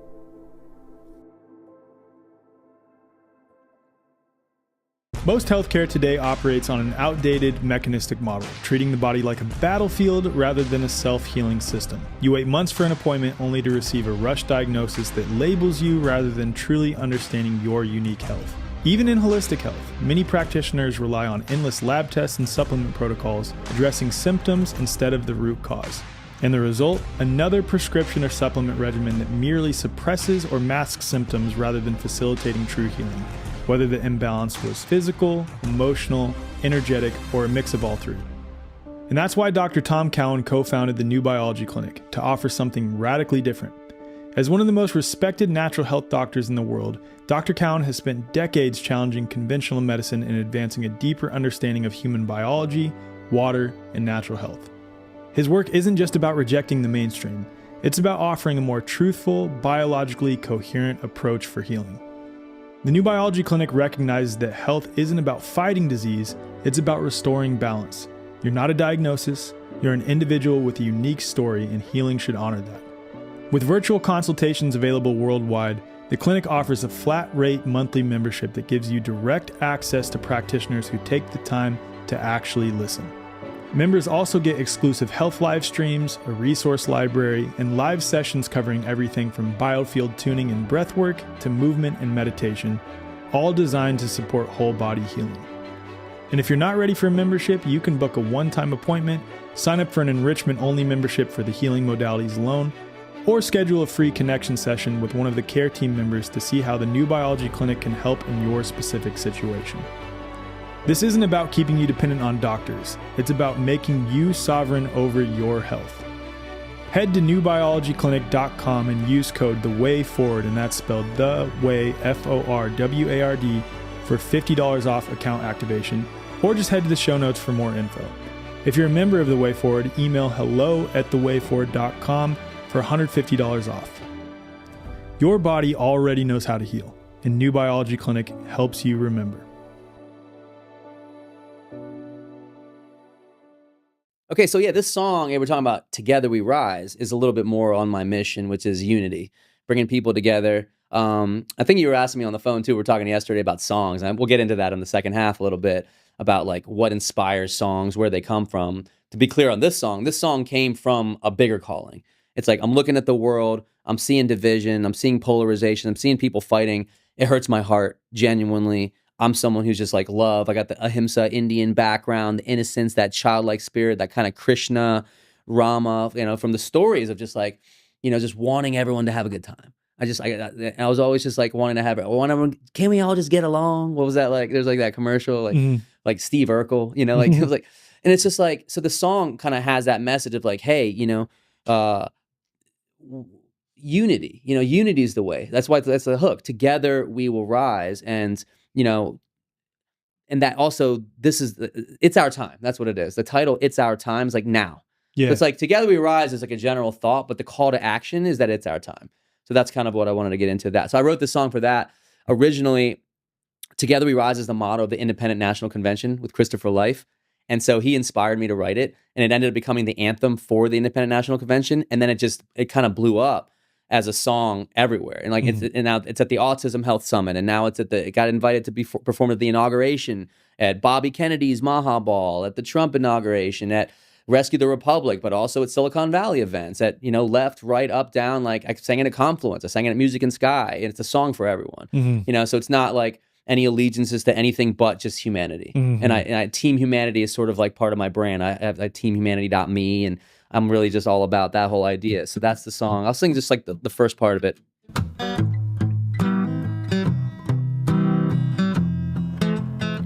Rise up from the ashes, rise up from the flames, see through the lies that feed the fires that we create. Come out from the shadows, come out in plain sight. Nothing to lose, it's time to move into the light. Yeah, together, united, deny it or fight it, no more hiding anymore. Our story, we write it or lose it, we can't keep quiet anymore. 'Cause together we will rise, together we will rise, together we will rise. Can't wait any longer, it's our time, yeah, 'cause it's our time. Together we will rise, together we will rise, together we will rise. Can't wait any longer, it's our time, yeah, 'cause it's our time. Oh, oh. That was like the first half of the song real quick. Love it, man. So it's kind of like that unity anthem, and it has that kind of sing-along quality that I love. Again, I was inspired by Michael Jackson and Bob Marley, the Beatles, and they just wrote sing-alongs, and I love sing-alongs. And I was in college, that's what I was talking about, when I was singing in my a cappella group. And we were singing, it was always like famous songs. That's the a cappella culture. You familiar with that a little bit? Yeah, the a cappella culture is like, you're singing these famous songs, but you're doing it all with voices. That's what a cappella means. Yeah. And then so like we had the whole joke, because I would stack my voice on top of myself. So we call it DPAK acapella. Yeah. You'll hear like 1,000 variations of my name. PPAK, DPAK. PPAK is the year in therapy guy. DPAK acapella is the me layering my voice is like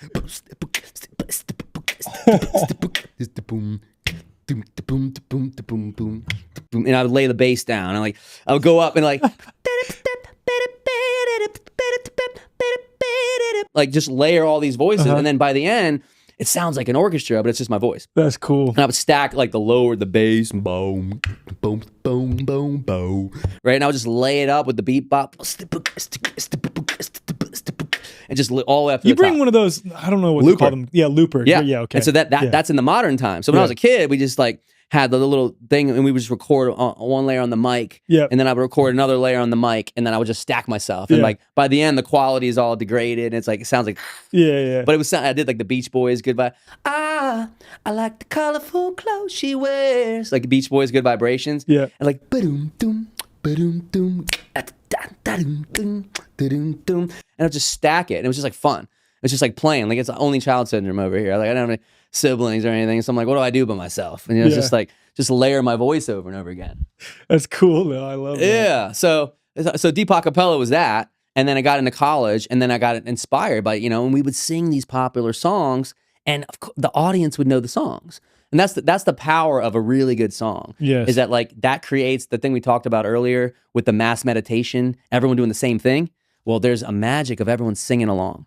And there's a reason that throughout thousands of years of culture, every single culture has sing-alongs. Mm-hmm. You sing in church, everyone's singing along. And the Hebrews, they're all singing along, like Hine Matov, and all these songs. And in Kirtan, in my culture, in India, we do bhajans, and we all sing along. And we notice, like, wait a second, the Native Americans, they're singing along. Pachamama, the medicine songs, they're all singing in all these different languages. And it's like, wait a second, just like we talked about with critical mass and mass meditation and a bunch like 10,000 people together or 100 people together creating a shift in the field, same thing happens when everyone's singing. Mm-hmm. And that's what we talked about earlier with the throat chakra being blocked, is that became part of my mission, my calling, is to create the ultimate world sing-alongs and get everyone to open their throats and sing together. And even if you don't think you're a singer, you're all singers out there. Everyone's a singer.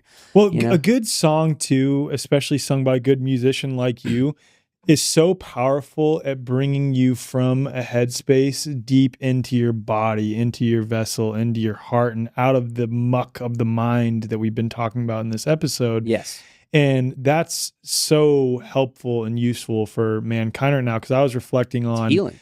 As you were saying something a little bit ago, how a lot of these things require stillness for us to get into our bodies again. But there's so much noise happening amongst society right now, so many distractions at so many angles.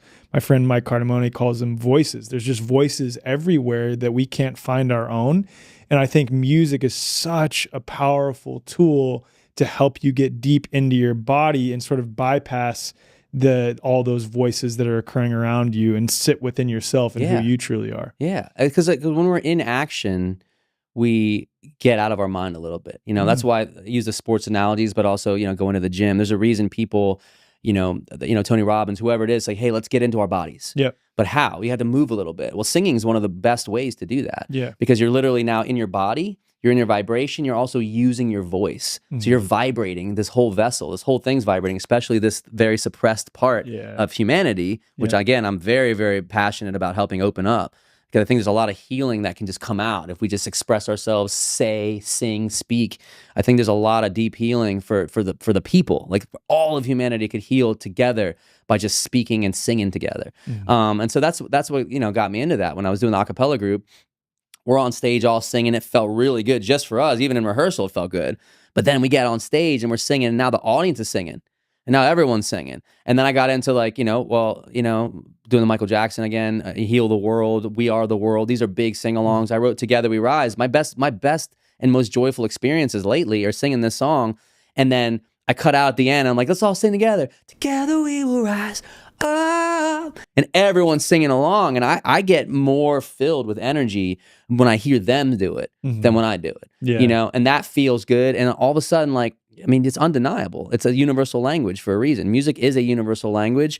It bridges the divide. It's a very powerful healing tool, especially when done in frequencies like 432 hertz. I was just about to bring that up because like even the effect of you go to places and are invited to perform at events that are ostensibly more like left-leaning people, but you're there sort of infiltrating like a Trojan horse playing this song in 432. Right. And what is 432? So that's a good question. So a lot of people are hearing about it lately, and there's these different frequencies, right? So a frequency, basically, just a simple definition for the layman, there's all these notes in the scale. It's the alphabet, A, B, C, D, E, F, G. It's a musical alphabet. They stop at G, they go back to A again. It loops around. You go on a piano, it's just A, B, C, D, E, F, G, A, B, C, D, E, F, G over and over again, right? So A is around the frequency 400-something-ish hertz is about an A. And 432 hertz is an old school A. You know, from back in the day. Also 444 hertz is another old school A. And a lot of church bells, a lot of old instruments, a lot of like Indian instruments, indigenous instruments around the world were tuned to these other frequencies in the modern era. And we can get into like, there is story and there's history to be known. And I want to get more accurate on what's true and what's not, that maybe it's intentional that things were moved to 440 hertz, you know, and I'm looking for more evidence on that. I've seen stuff that's convinced me that this is true. I'd like to, before I define that as a fact, I'd like to like get some like hands on. What's unique about 440 that makes it not as healing as 432 or 444? All I can do is cite that there are a lot of studies that show the differences in the effect. Got it. For people. And so what is being noticed is that when people are listening to, and they do double-blind test studies. There's a number of studies. People go on PubMed and look this stuff up. There's legitimate studies showing that the same thing played in 440 versus 432 versus 444 have different effects on the cortisol, the heartbeat, all these kind of things. So lowering the heart rate leads to lower blood pressure, leads to less stress, lower cortisol. They're getting better results from 432 and 528, by the way, and 444 are the same thing. It's just, I did not know that. It's the same thing. So basically, 528 is a C. Got it. So if you go on the scale A, B, C, around 440 is all A, and the 432 is a little bit less than 440. It's a little flatter, which is where my instruments are. 444 is a little bit higher on the A. So if you go to B, that's now getting into about 470, 480-ish hertz.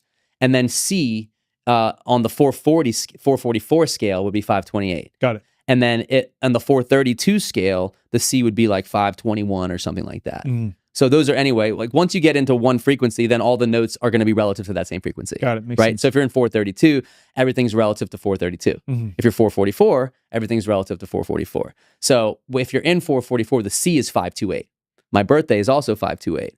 So that's an interesting synchronicity. Like I was born on 528. All of my old material from 10 years ago is in 528. All my band, Robot Nature, that I had from 2016, 2017, all of that I recorded in 528. When did you get tipped off to this? Like 17 years ago. Wow. What tipped you off to the... I was hearing about it from the sound healing community. Got it. Which was like a very niche community of like kind of the hippies with the bowls and the singing bowls and stuff. Tuning forks back then too. Yeah, probably. tuning forks. Eileen, shout out to Eileen. Oh yeah, Eileen, what's up? But yeah, it was about 17 years ago. I was really deep. I came to Los Angeles and I discovered a lot of like the new age kind of hippie scene. You know what I mean? And that whole world is a lot of like the conscious community, they call it. Right. And it was just like a lot of loving-minded people. Lots of awesome that stuff were discovering. Yeah. No, it was amazing. They were discovering. Well, for me, what made it special, I was like, well, look at all these crazy white people that are obsessed with India. I'm like, this is cool. I'm Indian, and there's always like hippies running around that change their names to Indian names. All these Jews, all these Hindus, and I'm like, this is crazy. This is hilarious. And I was just like this Indian guy. Like, I was like a fish out of water. I'm like, what's going on? Like, they're all singing Indian stuff. They're all singing the kirtan, pronouncing it all wrong. And it was just, but it was amazingly loving. Wearing all white. but I loved it because I felt flattered, first of all, that my culture is being loved. Yeah. I felt their love. I felt their genuine, and I just genuinely fell into that community and fell in love with these people. And I was like, this is amazing. They're honoring India. They're like honoring it from Santa Monica, California. Has any part of you ever felt that there was like, because some people say this, like, hey, you're culturally appropriating. I don't believe in all that stuff. Okay, yeah. You know, I think that's just like people judging other people for doing something. You could come up with so many examples across the board of everyone doing that all over the place. And it's like, who cares? I just care about intention. The only times that it really bothers me is when you can tell someone's using it as a means to escape themselves. Again, intention. Exactly. If the intention is to honor something or endear it or respect it or you like it, if it's Halloween and you want to wear like a headdress like a Native American thing because you think it's cool, it's, it's just do it. Yeah. You know, if you're making fun of it and then doing it, that's a different intention. Yeah, a perfect example of that, of someone who, and you may have met him at Confluence because he was there teaching Kundalini yoga. Yeah, is Jagopal. Like he was a West Point graduate, former Army officer who found Kundalini yoga. White dude, Indian name. Yes, and but it's awesome because he's legit. He's still him, and you can tell. No. He's in devotion to this. He's a Sikh now. You know, like he's in devotion to this. He's not using it as a form of escape. That's who he is. Right. No, because if you're on your journey and you discovered yoga, and originally you might have been, like we talked about this earlier. Remember, we were talking about you just do the chanting and you start out kind of just doing it blindly, but eventually it starts to sink in.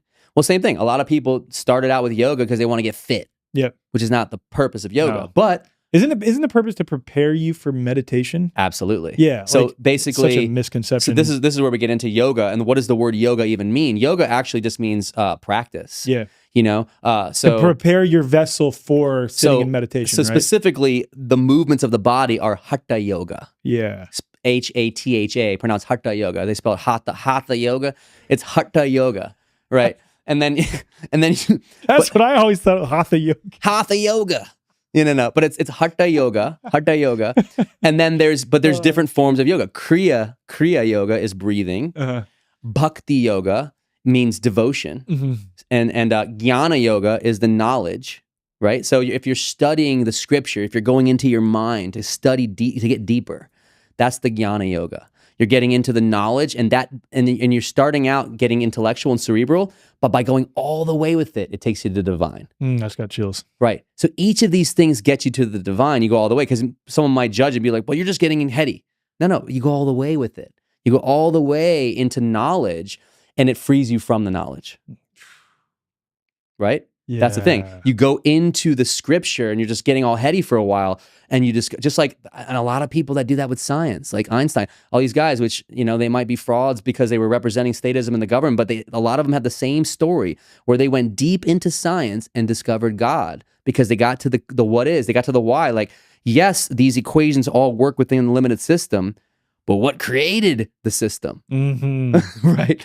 What's the thing outside of it? Yes, the equations work. 9.8 meters per second squared acceleration towards the Earth, electrostatics, and quote unquote gravity, whatever you want to call it, is a predictable equation that helps us function in society. Right. Scientism. It helps us work things out. Like, I know now I can predict when I throw the football, it's going to land there. Or when I'm building a skyscraper, the math helps me with cubic feet and the physics of that to build something. And that's where this is. Can I bring up an important anti-science? Yes. Like, I want to bring up an important point real quick.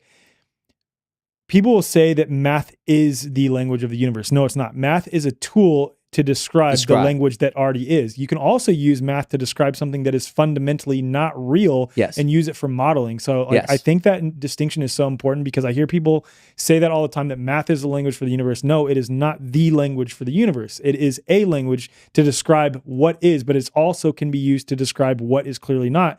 And when you conflate the two and think math is the language for the universe, you end up worshiping scientism. Correct. Exactly. And that's what happens. It becomes another religion, the scientism religion, where now we're inside of a thing because it explains everything.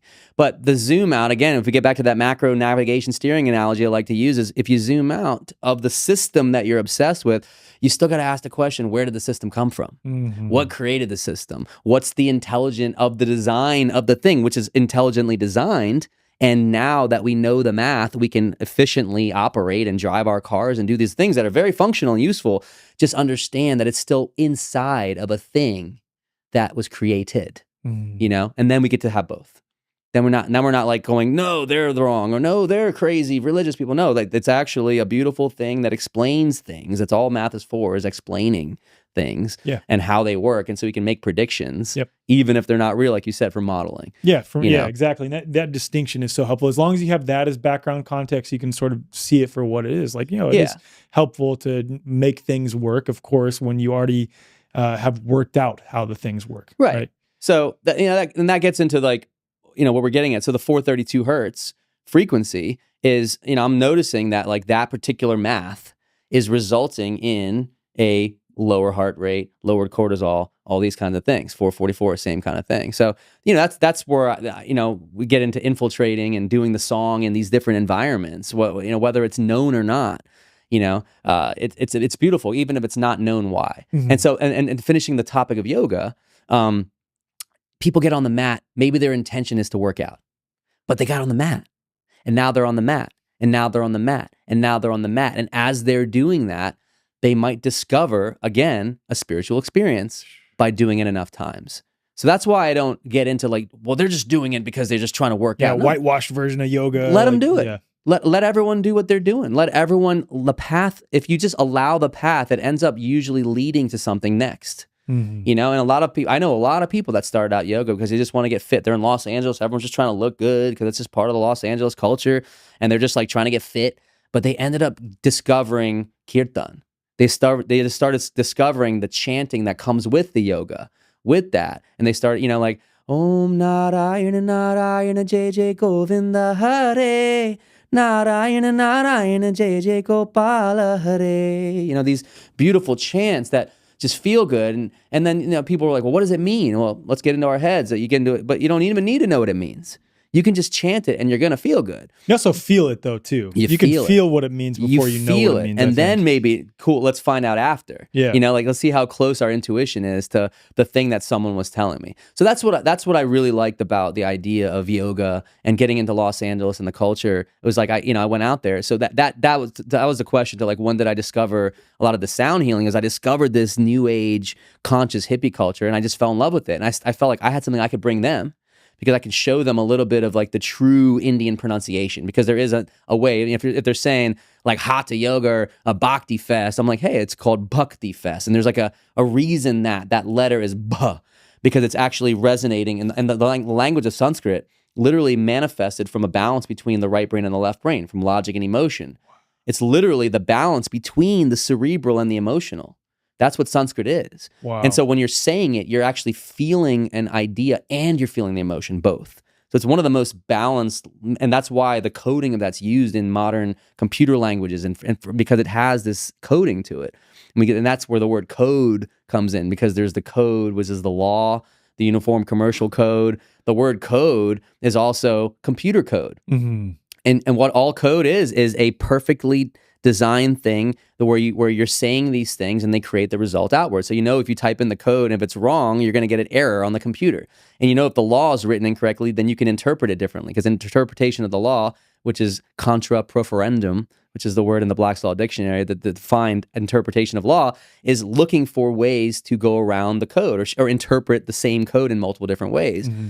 Same thing back to music now. So now you get the code is the vibration, because now you're encoding yourself with healing vibrations, which are the balance of the song, the lyrics, the intention, and the frequency now, right?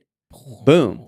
So now you can have these amazing songs which have these affirmations, which are the words, together we will rise. It's an affirmation, straight up. Affirmation, the science of affirmations has studied for thousands of years. Tony Robbins, you name it. Prayer is literally affirmations. Every culture has affirmations. That's what I'm doing when I'm writing my lyrics.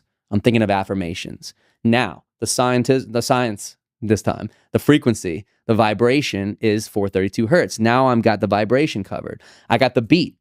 In there. Right? That gets the heart going. Mm-hmm. So now we're hitting all these different things. We've got the body moving. Everyone's loosening up. They're singing the affirmations. The healing's coming in. And now you're creating an actual transformational full body sensory experience with music, which is what I'm looking to do here. Mm-hmm. We're making albums that can change like the vibration of the planet. And then we have like this big event, like we're talking about like a Confluence or Music and Sky stadium edition. 50,000 up in that mode. Yeah, stadium edition. And then all of us, Win Some Kind, and then myself and Brad, 5 Times August, we're all on stage and we're all just doing these encoded like amazing frequencies, and we got booths out there. We got ourselves a massive like world culture of healing, and we're showing, not telling. We're not preaching. We're not yelling at everybody. This is the vision, I think, of potential possibility. And so, yeah, that's what got me into it. Was that world of the new age scene, finding the kirtan people, finding the sound healers, and then learning from, Christo Polanyi is a great sound healer I met years ago who studied, and the Tibetan bowls are more in the metal bowls. And then you got the crystal bowls. So there's different types of healing bowls. Mm-hmm. So like in Tibet, China, they have these metal ones that are like, they're kind of, I don't know the material, it's like copper or brass or something. And they have these amazing tonal frequencies. And then you have these crystal bowls, and all of them were in 432 and 444. And I'm like, what's going on here? So then we start discovering later on there's a possible story. And I need to get, there's probably people out there that know this better than I do. I think a lot of the people like the make 440 assertions hertz. though Right. about like for sure this is what happened. This was done intentionally to agitate the people, and maybe and that could be true. That could be. Well, right. I'm saying it could be. Yeah. I'm knowing what we know now. Yeah. It absolutely could be true. I just personally can't state it until I Totally. personally know for a fact that it's true.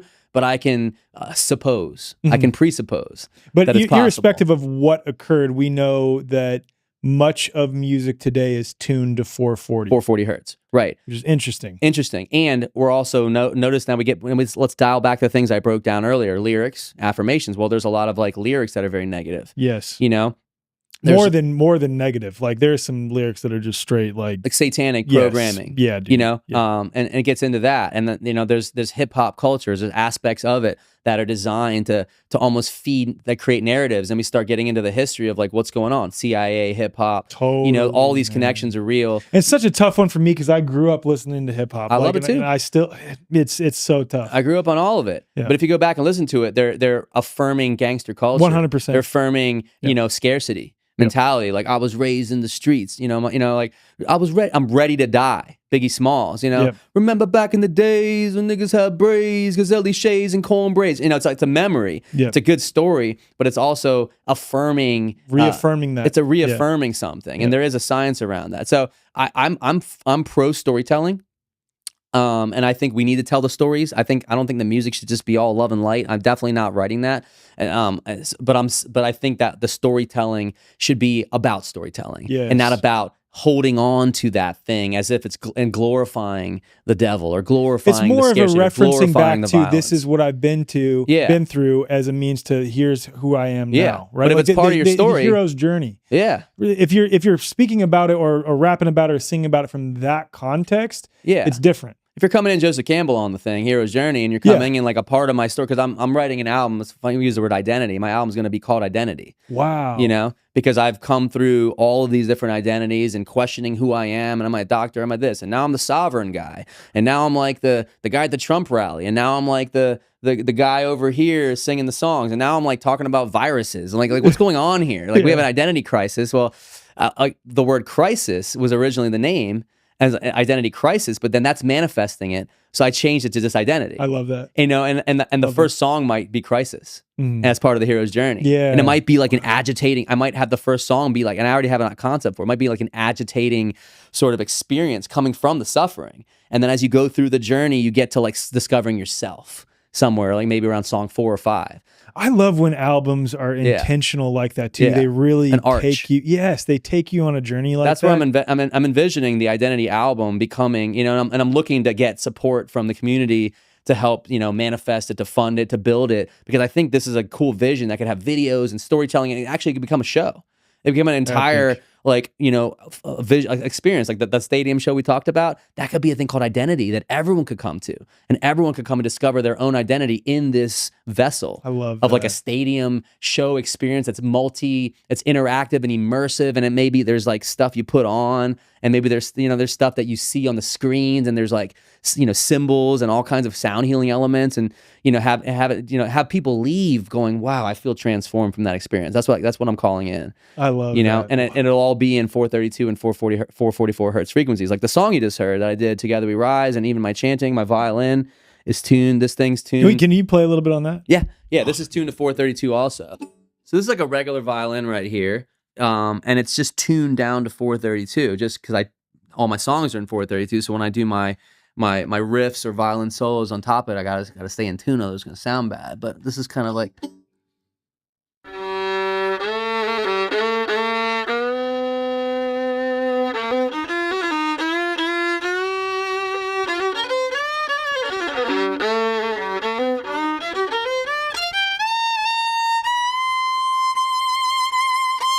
Mm.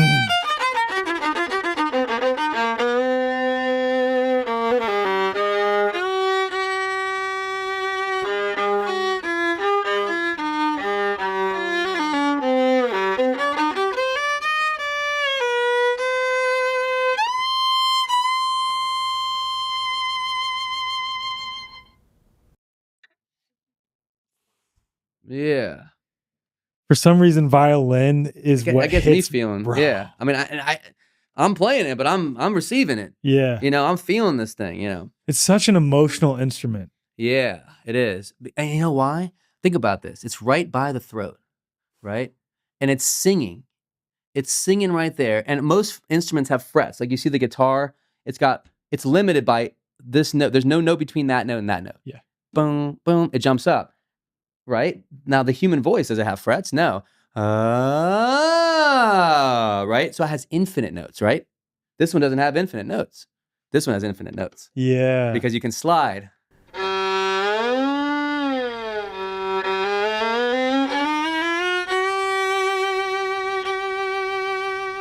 Just like the human voice. So I think of this as the closest thing to the human voice, which is the most emotive thing, is the human voice. Because you got the vibration. Fall down, you see, and in my heart I said to you, right? That's just coming right from my body. But the help me feel this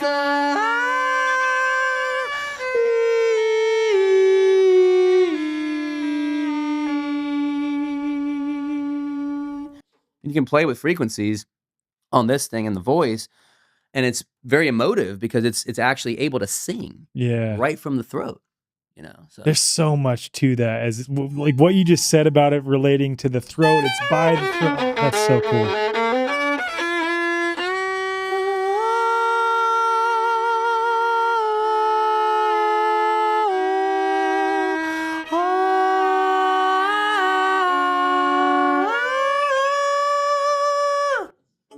Let's go wild with this thing.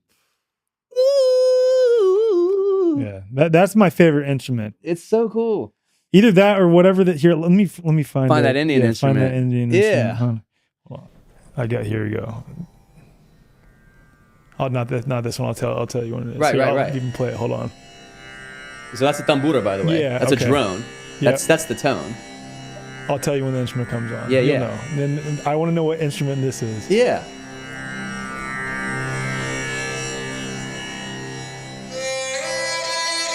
Sarod. Either that or a violin. Or and they're similar, and they're both bowed. That instrument is like, oh yeah, dude, hits me right in the feels, yeah, that's man. a beautiful one, and it's very similar to violin. How do you spell that? Sarod.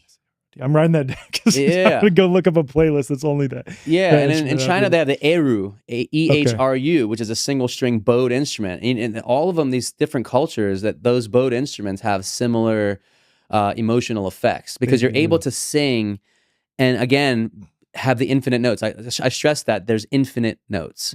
Like on a piano, it's all half steps, right? Staying on the frequency topic, you know, you're going up by a half step at a time. A sharp, B sharp, what was it, C? Or C, yeah. C, that's a C. C, and then C. If I'm sliding, I'm hitting every single note. Yeah. But if I go on a piano, it's steps. Yep. Right, so if you know math, right, there's a step equation, but if you actually create a curve, you're able to hit that. Now, so only certain instruments have the curve. Yeah. Any bowed instruments got the curve, you know, and I think certain instruments like trombones you can kind of slide with, whereas a trumpet's just all buttons. Yep. Right? And so, but people do is they try to create the curve by like changing their lips. Yeah. And, right? You notice that with people who are really good with like Native American they're wind able flutes? to do that. Yeah. They're able to take an instrument that has like flute holes, which are very defined, but they can twist them a little bit, twist their lips a little bit, and they can get some of that emotion that's in between the notes. Yeah. Right? Which is in the space between the space ones again, back in that ether concept. You know, it always comes back to the space. It does, man. It always does. Do you find yourself, hold that train of thought. Yeah. I'm sure you had something really important to say, probably I think better than what I'm that was going to say. you're pretty intelligent, brilliant, tapped in guy. So, but when you are in a more emotional songwriting state, do you feel that you turn to the violin more, or have you really thought of it like that? I think it's whatever is in front of me sometimes. Like I write really I do a lot on the piano. Piano's one of my main instruments. You don't see it as much because it's hard to carry everywhere. Yeah. But like there's a lot of deep emotion on the piano. Also the guitar, has these, you can kind of get like there's these kind of emotional riffs. Like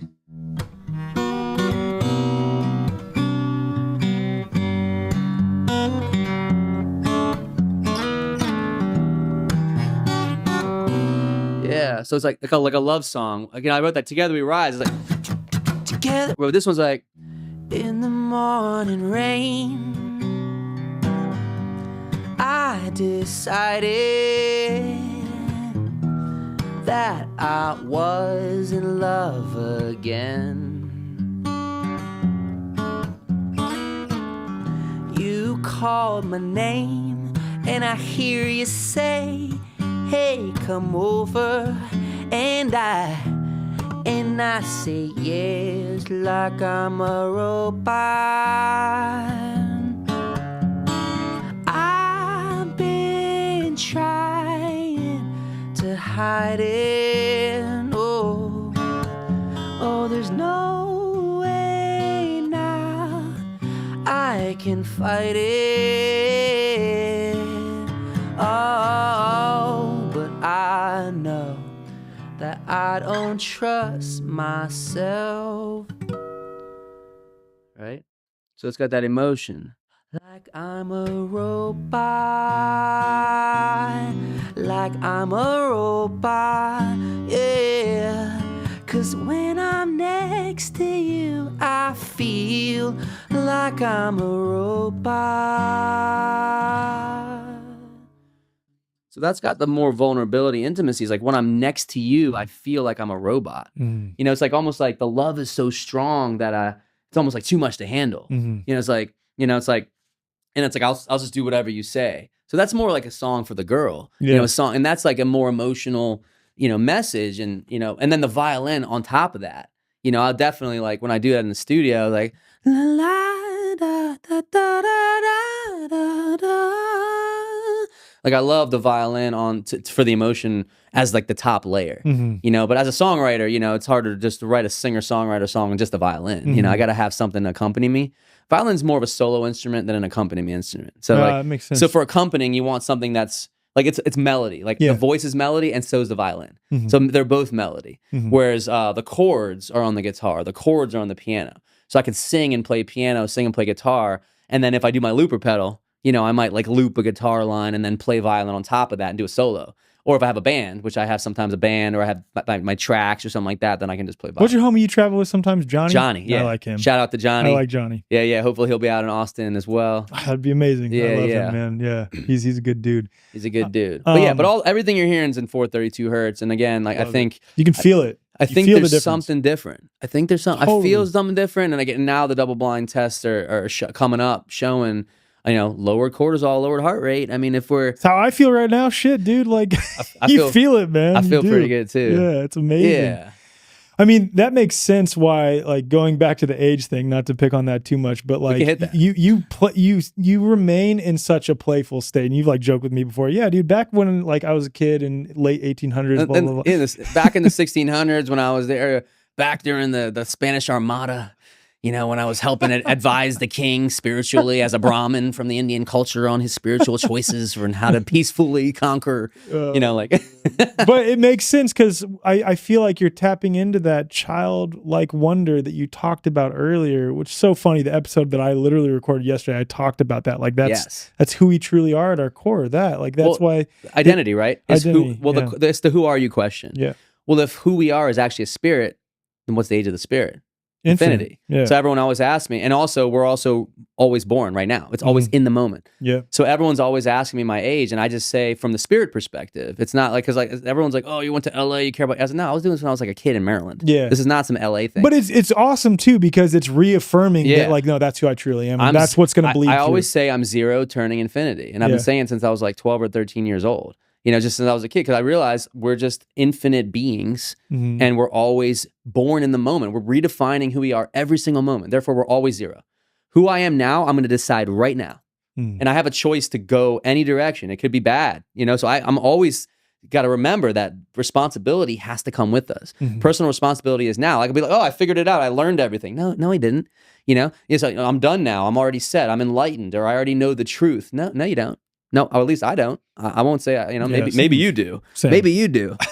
But I don't. Highly doubt it. If they're listening or watching this podcast, they're like very much like, I don't know shit, and that feels good. I don't know anything. Socrates, like the only thing I know is I don't know anything. There's a reason for these cliches, like they're cliches for a reason. Right. These are good lines, because, coming from nothing is where infinity is, and that actually bridges into my, like getting into water fasting and cleansing, because a white sheet of paper, if it's clean, if you sprinkle a little dirt on it, you see the dirt. Yeah. Which is why, it's important. That's like, everyone's like, how do you bridge what you just said, spirituality, into water fasting? No, because you're creating a white, clean slate. Yeah. Well, like in my experience when I did my extended water fast, I felt more like me because I had eliminated all the other voices. Yep. So it relates. So you're getting back to the clean. Yes. Right. Which is you. Yep. Underneath all that. Yep. And the stuff on the surface, whether we talk about food toxins or mental toxins, are the layers, because we're born as a baby, clean white. That's the bridge right there. It's like we come in clean. Yep. And as life is happening, we're getting soiled with doubt. We're getting conditioned, by society with these thoughts of you're not good enough, or you do something when you're 3 years old and it imprints. Like you make a noise and then, mom she's being loving, but she doesn't realize, be quiet, I'm trying to work.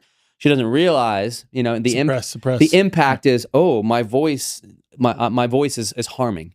Let me shut down my voice. And again, I think this is a common thread. Again, I keep coming back to the throat chakra being suppressed on the planet, because people are feeling like they're harming with their words, and society is encouraging that. The media is encouraging that. The censorship on social media is encouraging that, and it's the same thing. When you cleanse your body physically, you're moving all these toxins out to a place where now you find yourself again. Yes. When you cleanse your mind of these negative thoughts, you get back to who you are again, which is like, I am whole, I am complete, I have value, I have something to offer, I have some share.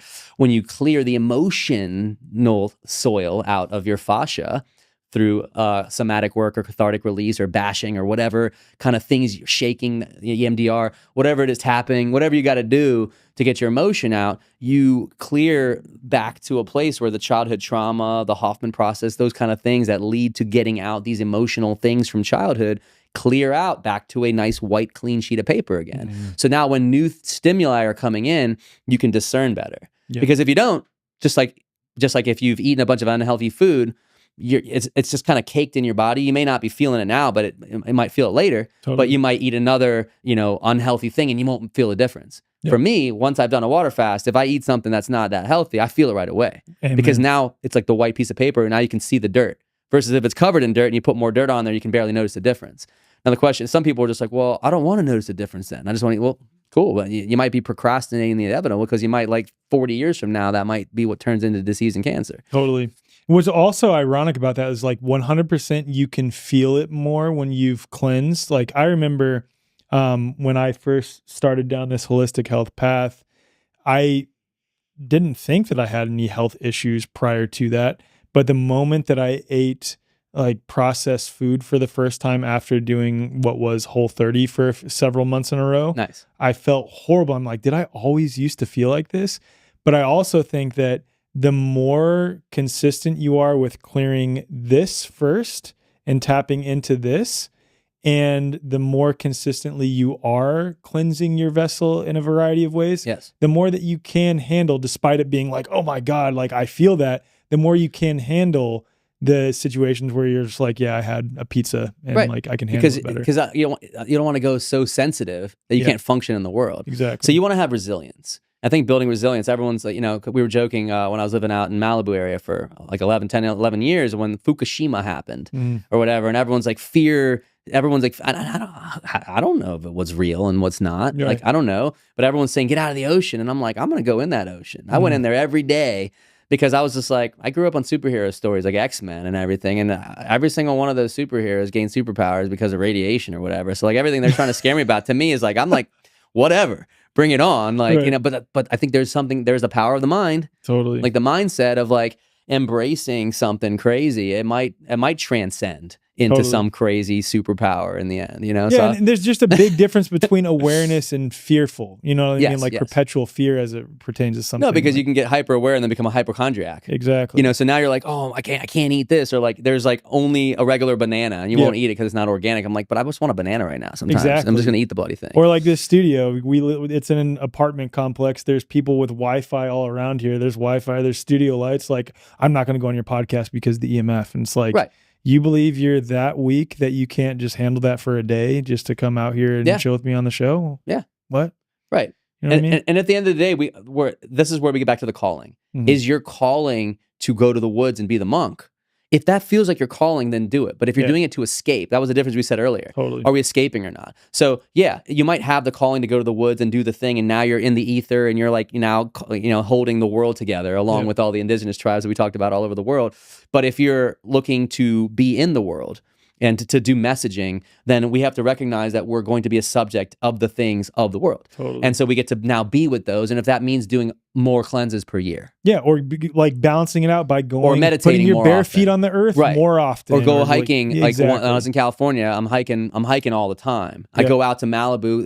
There's no streetlights. There's no slight pollution or everything. That's the reason I lived out there, because it's away from LA. It's away from the city. I go there, I'm barefoot, I'm hiking, I'm breathing, I'm meditating. Maybe you step up the resilience with our practices. And that's another thing that definitely to offer to the world is the idea that, we can function in this world and we build resilience by balancing with our practices. Our diet is the body. So if we break things down into 4 different pieces, right? You got the spirit, we get the mind. Let's go in the other order. We go to mind, body, emotion, spirit, right? And that's like Hoffman breaks it down into 4 like that. So do many other cultures. And so each of them sort of need their own practices. They each need their own care. So for the mind, what do we do? Well, there's affirmations, there's meditating, which helps the mind. Meditating also helps the spirit and the emotion, but meditating helps like to slow the mind down, shifting and transforming our language, right? If we're observing our language, our self-talk during the day, which people like the motivational speakers, the Brendan Burchards and the Tony Robbins and Joe Dispenza, it's like thousands of years. Everyone's saying the same thing. It's basically observe your self-talk and look at it. Don't judge yourself. Don't judge the talk. Just ask yourself, is this particular message energizing me and uplifting me, or is it contracting me? Or Byron Katie, is it true? Yeah, the work. Yeah. Yeah, Byron Katie, is it true? Is this the thought that's expanding me, or is this contracting me? And if it's contracting you, then you can just flip a couple words, by the way, pretty easily. So that's like the mind practice, right? But then you've got the body practice. Okay, that's when we get into our working out, our yoga, somatic release, getting our body released, diet, fasting. Like I do my fasting once in a while in order to, because the pressure cooker, here's the pressure cooker analogy. We talked about it. I'll expand on it a little bit more now. Yep. The pressure cooker analogy is that each aspect of the 4 that I just named has their own little pressure cooker. And if we're not doing if we're not allowing the breathe in, breathe out, the yin, the yang to release, then there's going to be buildup. And once it's like the sediment in the ocean. The ocean's really deep and the sediment starts forming and it goes to the bottom of the ocean. The emotions, they go and they settle at the bottom of the ocean. And if we didn't actually process those while they happened, they're not going anywhere. You're going to have to deal with them at some point later. And it might come up as deeper emotional responses. It might come up in the physical form in disease later, whatever it is. And they've even shown multiple studies of people that have done emotional release work and suddenly their autoimmune gets better. Right. Tons of examples where an emotional thing creates a physical thing. So each of the pressure cookers aren't separate, they're related, but I think there are amazing practices that people can learn in each department. So if you're working on the mind stuff, affirmations and all, there's a lot of different lists of things. And the emotion stuff, cathartic release, somatic release, shaking, Hoffman process, fascial maneuvers, human garage, Gary Lineham, all these guys do a lot of deep emotional work that helps with all that kind of stuff. And that's the pressure cooker. Again, if it's building up and it's getting full, we realize it gets, you'll know. If you're listening to your body, you'll know. You'll feel the pain. You'll feel overwhelmed. You'll feel distracted in your mind. The ADD, all these things that we label are really just the pressure cooker. You know, what's interesting too is what people will do if they're not aware of that is they'll find a maladaptive practice from one of the other pressure cookers to just push that down. Right. Like, for example, a lot of people will emotionally eat. So they'll find a maladaptive practice of the body to suppress the emotions that need to come up in that pressure cooker. Yep, exactly. So that's all. And those are all ways of suppressing and not allowing the thing that's trying to express itself, the signal. You know, we talk about these are signals. Symptoms are signals. All these things are signals. If we try to avoid it with a new action, all we've done is suppress it. Even if we procrastinated, we're procrastinating the inevitable. Eventually something's going to come out, something's going to give, and it could be in the cancer form, or it could be in the nervous breakdown form, or it could be in the like panic attack form. Whatever it is, if it's not being allowed out of the pressure cooker, it's not, energy's not being created or destroyed, it's going in there. It's staying in there. It's in our mind, it's in our spirit. And so that's why I think just adding these basic practices, it's not like it's not like a bunch of like stress pressure. It's more like, oh, let me just wake up every day and just maybe not grab my phone first. You know, oh my God, what do I gotta do? Oh my God, what's going on in the news? No, let me just give it, take a beat, bro. Like, just like take a breath, like just chill out, put the phone a little further away. No big deal. It's not like you have to like change your whole life here. You just like take a breath. And then, because like how you start your day, for me at least, creates the momentum for how the rest of my day is going to go. Amen. And if I'm coming in swinging like freaking panic anxious because like I got alerts and like my agent's like, I'm late for the thing, like that's going to like, I don't know, it's not going to be a good day, you know, or it'll be a stressful day. So I think these practices, like I've been trying to like do these for myself and then just like invite, not teach, not preach, invite others that want to know how to function in this stressful world and how do we deal with politics and how we deal with all these things. Well, start with yourself, like let's get into like balancing my day, breathing. I have my own daily practice. I think daily practices are awesome. What do you do for your practice? I get up in the morning, I get right into the way I even get out of my bed is very much like just listening to my body and whatever it wants to do, I do. If I need to move in certain ways, I'm doing that. Even right now, I'm listening as we speak live, and I'm like, oh, I'm feeling like going like this, and I start moving. I'm breathing into my body first, and I do that for a little while. I writhe around. If it's 2 minutes, if it's 10 minutes, whenever I feel, and I slide out of the bed like a weird snake, and I eventually get out, and I'm like, and I'm like move. I do a lot of this kind of stuff when I first wake up. I'm flowing out, and I'm breathing. And then that might lead me right into sitting. And we talked about this earlier, that yoga was meant to lead into meditation. So this is essentially what yoga is breathing into your body, listening to your body, and stretching it and opening things up. So I'm naturally doing that. It's not a yoga practice series necessarily, even though those are great. I'm just doing what my body's asking for. That leads me into like I end up on the ground somewhere, or I end up in the sun, usually within the first 5-10 minutes. I'm out there in the sun and I'm barefoot. And I find myself usually sitting in there and I just close my eyes and I start meditating. If I feel like I want to stand first, I will. If I feel like I need to sit, I will. I'm just listening. All I do is listen, and these things sort of naturally fall into place. It's like the yellow brick road is forming. It's a standing day sometimes. It's a sitting day sometimes. Eventually, I end up sitting. I do stare at the sun a lot. And then eventually I close my eyes when I feel like I've had enough. I just kind of close my eyes and then I just go inside for a bit. And I do a lot of breathing. I do pranayama, I do pastrika, I do kriya breathing. And then I end up, after the breathing's over, I land into this beautiful little meditation landing. It's like a landing. It's like an airplane landed from the breathing, like the yoga led to the breathing and the sun gazing, which then led to the meditation. And the meditation is the get to. But you can drop in much better into the meditation because of the things that led to it. Yeah, that makes a lot of sense. Right? So if you go right to meditation, like, oh, I got 20 minutes, your mind... That's what I do too much. Like, I've been meditating more than doing Qigong lately, and that's why... For me, I like Qigong better because... You Qigong into the meditation. Yes, that's what I'm saying. That's what I'm saying. Yeah. Yeah, that's what I'm saying. Yeah, and yoga and Qigong are very similar. Yeah. They're both... It's movement. Parting wild horse's mane, and you're just, you got your dantian, and you're holding the tree, and then, you know, and it's all like these motions, and then you all of a sudden you just land onto the ground. Mm-hmm. And at the end of the day, all of these things are leading you to the ground, Mm-hmm. where you're going to sit on the earth and close your eyes and go inside. And once you're inside, there's just observing. And you're just observing and you're not judging, and you're just dropping a little pebble, and the pebble just kind of spreads. It's a transcendental meditation concept. And you just observe it, and you're not really doing much else. And it's hard to explain what's going on there. But there's a lot of psychic surgery happening in that space, is all I can say. And by doing it more consistently, you'll notice months down the road, like something that might have triggered you just doesn't trigger you anymore. Those are the things where you notice. You're like, is it really working? Well, how about this? Does this same person agitate you the same 3 months from now? Or am I suddenly a little bit slower to react? Am I suddenly now feeling compassion for them instead of making it about me? You know, these are the things you start noticing that it's working, or just little situations just being different. Mm-hmm. How you handle them are different. You know, I noticed that, you know, and I notice when I'm not doing my practice, I'm like, those things start coming back up again. 100%. You know, it's not like I meditate, I'm Yep. there. No, it's got to be every day, Mm-hmm. as much as possible. You know, and if you need to get it in the morning, if you get it in the morning, great. If not, get it in sometime. I'd say it's a reframe on like, how important it is. Like when you consider it just as important as sleeping or brushing your teeth or whatever, like drinking water. Yes. When you consider it that way, dietary. Right? Yeah, exactly. And non-negotiable. And non-negotiable. Yeah. It becomes just like some people, like the fitness people, like I respect them. Like I'm looking to have the discipline that the gym people have, where it's non-negotiable. Mm-hmm. I'm kind of like when I'm on, I'm off, you know, but non-negotiable for me is my nature time, my sun gazing, my breathing, my meditation. I'm always doing that. I end up naturally getting into exercise and playing sports and hiking and that kind of stuff. I get into the gym, not as consistently as my sun gazing, but it's a different gym. It's a spiritual gym. Yeah. But those are these are the different pressure cookers, right. You know. And I think on the bigger thought of why, you know, as a society, getting into uncomfort. Remember we were talking about meditating earlier, and if you're in Vipassana, you're sitting there, and like 2 days in, it's hurting.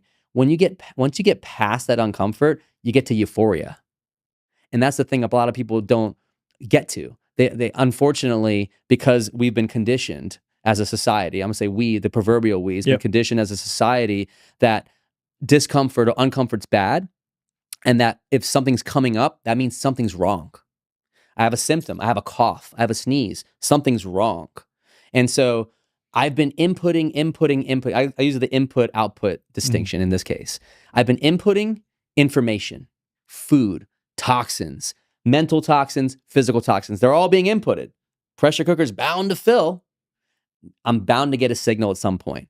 But society says that that's actually, now you're sick. Yeah. And so now that came up, you need to get rid of that quickly. By inputting more?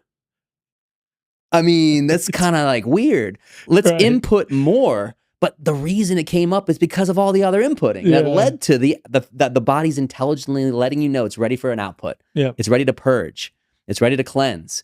And it might do it on a daily basis. It might be 3 months from now. You might get like a 3 days worth of cleanse where you have a fever and stuff like that. I think it's a beautiful thing when that happens. It rarely happens to me, to be honest. I haven't gotten quote unquote sick in decades. And when it does happen, again, but if it did, when it, you know, I think during a couple years ago, my body was a little sore one day, and I think someone would have called that COVID if they were labeling things, but I'm not in that matrix, to be honest. But like, I just laid out in the sun all day. What is it? Yeah, exactly. That's what I always think about. Is like, what does an animal do when it gets quote unquote sick? It just lays down and fasts. That's it. And goes in the sun. Exactly. And that's what I just literally just did. I was just like, oh, okay, I'm going to lay over there. And I just did that. And I tuned out for a little while. And then all of a sudden, like, little by little, the body did what it needed to do. And so, again, we've been conditioned after all this inputting that when the outputting's happening, to do more inputting. Mm-hmm. And all it's doing is it's suppressing the expression. And that's why it's weird, because we use our expression for the throat chakra, but the expression's also the cough. They're all the expression. Mm-hmm. It's all looking to express itself. The body wants to express and let you know something. And if you listen to it and allow it, that's the pressure cooker. It just wants to release the pressure. Mm. That's all the body wants to do, is release the pressure. And we're not listening to it as a society. I am. I'm doing my best. And when I'm not, I'm looking to do more of it. You know, when you're not, you have other signals that come up, and it's like, oh wow, what another beautiful reminder. It's just another opportunity, another reminder. Yeah. And so I think that's a big shift. If we as a team, if Team Alex, DPAK, Team Everybody, Team Way Forward, Team Humanity, were to constantly encourage and invite in a very loving and inviting way the idea that nothing's wrong when the body's purging. Because that's what's happening is everyone's like, oh, now I got to take the next medicine. Totally. And then they're shoving the next thing back down. And guess what they're doing? You're shoving the thing down that's wanting to get out, and you're adding more toxins in. Yep. So now the toxins try to get out. You didn't let them out. All you did was take more toxins to shove in the other toxins. Yep.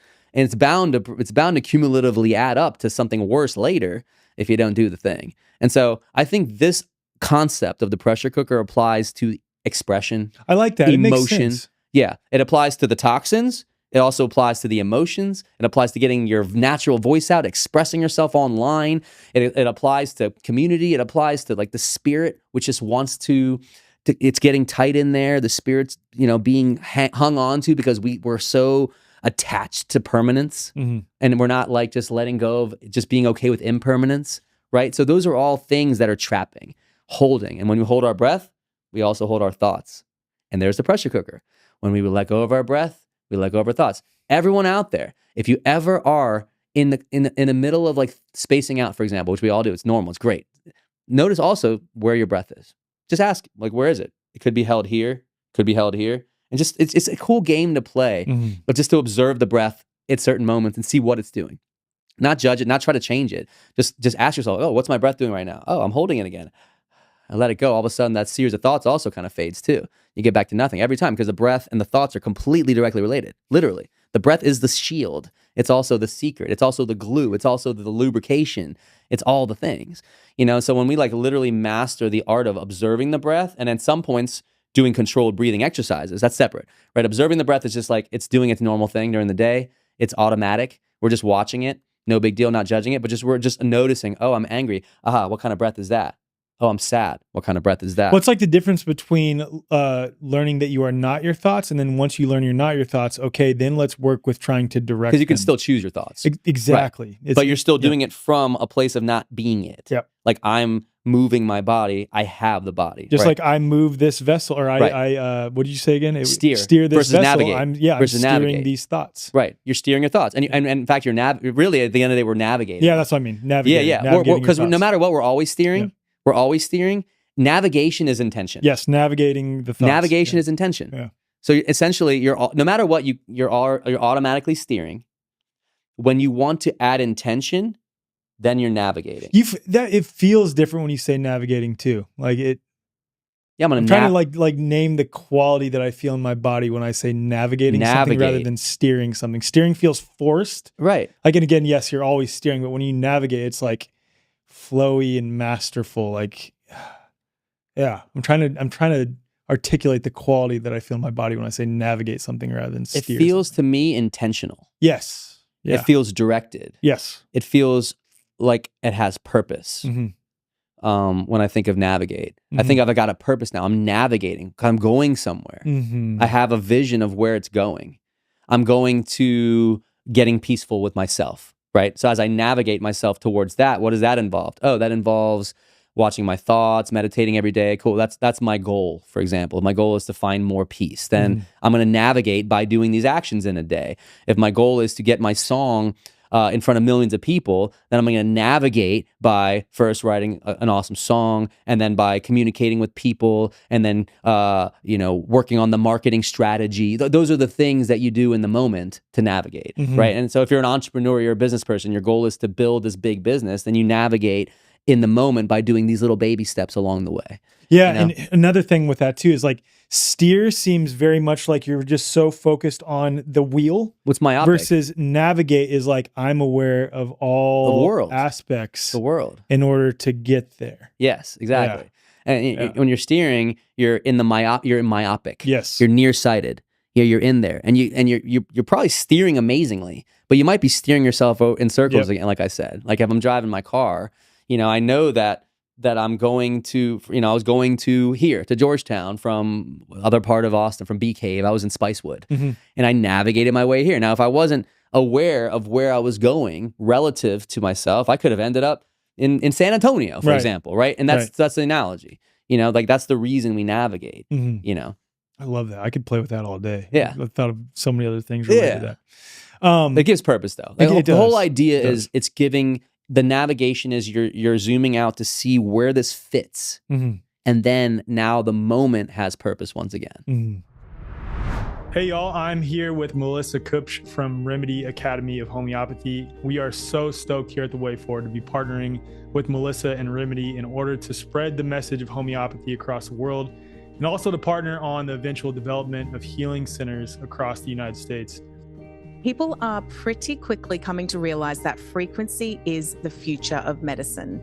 We are witnessing the great resurgence of homeopathy right now. We're really moving away from that suppressive medical model. Whether it's for eczema, asthma, hormones, fertility, anxiety, depression, trauma, whatever it is, it all starts as energy in the person's field first.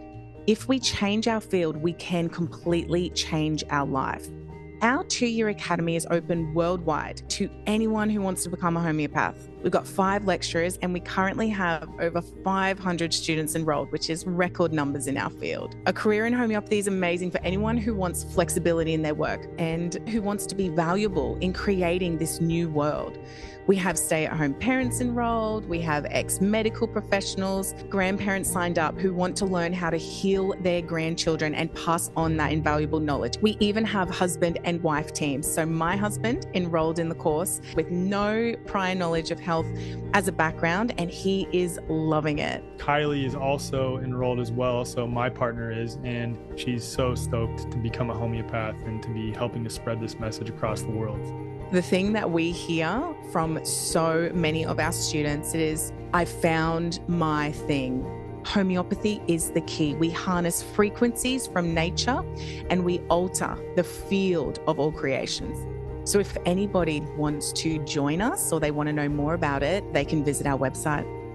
Yeah, and all that information will be in the show notes. So if you want to learn more about Remedy Academy, also Remedy Collective, also some of the homeopathic products that they have, please just head to the show notes. All of that will be listed there. There's a recent poll that I put out on all my social media channels, and 95% of people responded that they're struggling to find their health and freedom community in person. And don't get me wrong, these platforms, these devices that you're listening to or watching this podcast on right now are great for helping to disseminate information, helping us, find like-minded people to validate us, but they are not a replacement for real in-person community. At the core of our new community platform is a powerful, easy-to-use map helping you to instantly connect with like-hearted, like-minded community, including men and women, farms, schools, practitioners of all types, and other businesses near you. The platform also includes groups, social functions, messaging, and Platinum members also get access to our content library with footage from all of our in-person and virtual events like Confluence and the end of COVID, as well as breathwork sessions, Qigong sessions, member Q&As, and also member community calls. So if you'd like to support this podcast and support our mission of helping people to connect hyper-locally in person, and also obviously support yourself in the process, go to the show notes or just go to thewayforward.com/join. And again, the Way Forward is spelled thewayforward.com/join to become a member today. Help us build the way forward for mankind. A couple other things related to music that I wanted to touch on if we could. One is like, you talked about using your voice, right? And I just want to play with and just hear your thoughts on subliminally influencing someone to better themselves through musical creation and the act of doing that. Because when I look at Hollywood, I won't say in every single case, I think there's actually a lot of great artists that are still a part of that system, so to speak, like really involved in it, that are putting great subliminal messages. Like Jason Mraz would be a perfect example of that. Like you listen to his music, like, holy shit, dude. Another one, like on the hip hop side of things, and a lot of his songs would be J. Cole. Like I think there's a lot of depth to what he raps Andre about. from Outkast. Andre from 3000. Outkast, perfect. Another Yeah, perfect my example. mind warps and bends, close to 10, count to 10, meet the twin, Andre Ben, welcome to the lion's den. You know, Yeah. he's it's speaking about consciousness. Yep. Or like, no drugs or alcohol, so I could get the signal clear as day. Yes. I put the Glock away. I got a stronger weapon that never runs out of ammunition, so I'm ready for war. Okay, because his words are his weapons. Like those are conscious lyrics, right there. Exactly. You know, Despite those people, or those are rare people, I would say, Rare. in the It music is. industry. it is. There's other people who are weaponizing subliminality, if that's a word, and in certain messages that help keep us down, keep us divided, keep us depressed, keep us sort of involved in these thought patterns and in these things that are not in our best interest.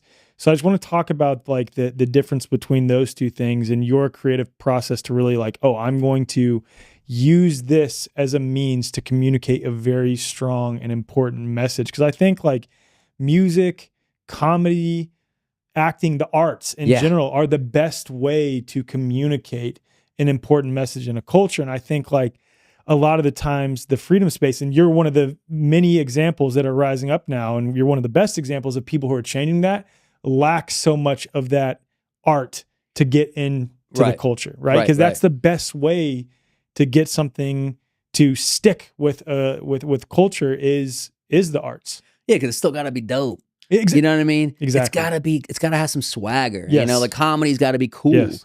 You know, so you can have like this beautiful, like positive messages like, we are love and light. We are love and light. And it's amazing, but it's kind of like a boring song. Yeah. You know what I'm saying? You know, and then you have these amazing banging hit songs like that are also like subliminal negative messages. Right. You know, so for me, I'm looking to make Sometimes overt negative messages too, like overt, but in your face, in your face negative Yeah. messages. Yeah. But you get what I'm saying though, like Yeah. And I guess I mean I think the industry is the industry. I think we can talk about that for days and like what's running the industry. I think people who listen to this already get it. Like we get all that. That's why I'm like we can skip past that into like, well, what are we going to do about it? Yep. You know, so what am I going to do about it? Well, I was in the industry. I was in a long time. I did 45 songs for Disney. I did tons of TV film. I did Fox commercials, all that kind of stuff. I never felt compromised doing my work, you know? So it really comes down to like not saying I'm not going to be part of this thing. It's the same thing we talked about earlier. Like when we get invited to that event, you know, like we question the event, but am I still being myself at that event? Totally. So I'm going to be myself, which we talked about for the last however long on this, like about who I am, who you are, like we know who we are. And that's going to, of course, reflect itself in the music. Yep. But in the process, it's still got to be dope music. Yep. You know, it's got to be good comedy. It's got to be all that kind of stuff. So I see myself as like, I don't like even like, I like the way you even just said like overt versus subliminal. Like I'm not necessarily thinking of myself as putting subliminal messages in my music. That's just what I want to sing about anyway. You know what I mean? Like You're just focused on being you, man. I'm focused on like just like, you know, would I like that song? Would I listen to the song? In other words, outside of the lyrics, does it have a cool guitar line? How's it sound? Is it kind of like Radiohead meets Michael Jackson, Imagine Dragons, which is what I like. And everyone's got their own preference. We all have our taste. You know, I have my taste. My taste is we're all conditioned by what we, you know, found and liked and and resonated with, you know? And so I'm making music that has my taste sound-wise, sonically, and all that kind of stuff. And then each song I'm writing is going to have a different purpose, you know. And like I said, when I sang that love song earlier, it came from a place of suffering and disconnection and emotional unavailability. That's what that song was about. And it was a song that with the goal to become emotionally available. Do you feel that you move through things that you are currently dealing with when you bring them out in song? Yes. That's so cool. Yes. So cool. So it's a part of my healing experience too. And then by doing that, other people listen to that song and they move through it as well. And they get to move through it with me. So cool. And it's like it's a vicarious experience for them, or it could be a direct experience for them. Or like in my case, I'm encouraging others to find the artist within, because I really think I'm not trying to be like the show. Yeah. I want this to be a group experience. Like I love like the kirtan, I love the church thing we talked about earlier. I want everyone to sing together. Yeah. And I write my songs to be participatory, you know, so it's not subliminal. It's in your face. Together we will rise is not subliminal. You know, like, you know, it's very much in your it's face, much in your face. But maybe my other song, King of the Moment, like I'll give you like a second of that one. Yeah. Is a little bit more subliminal. I mean, meaning more subtle, subtle. It's like, who are you gonna believe in now? Don't you see where it's leading? Haven't you had enough? pain without reason why. Love sowed its trees and cries. Yeah, we can all see it bleeding for freedom. Don't wanna see another battlefield for a chosen son, another bed of ashes for the missing ones who came to God's corner with a loaded gun. Was it for nothing? And now it's up to you to tame a wild heart in a holy band. And now you hear it singing to your bone. It's not the real thing, let it go.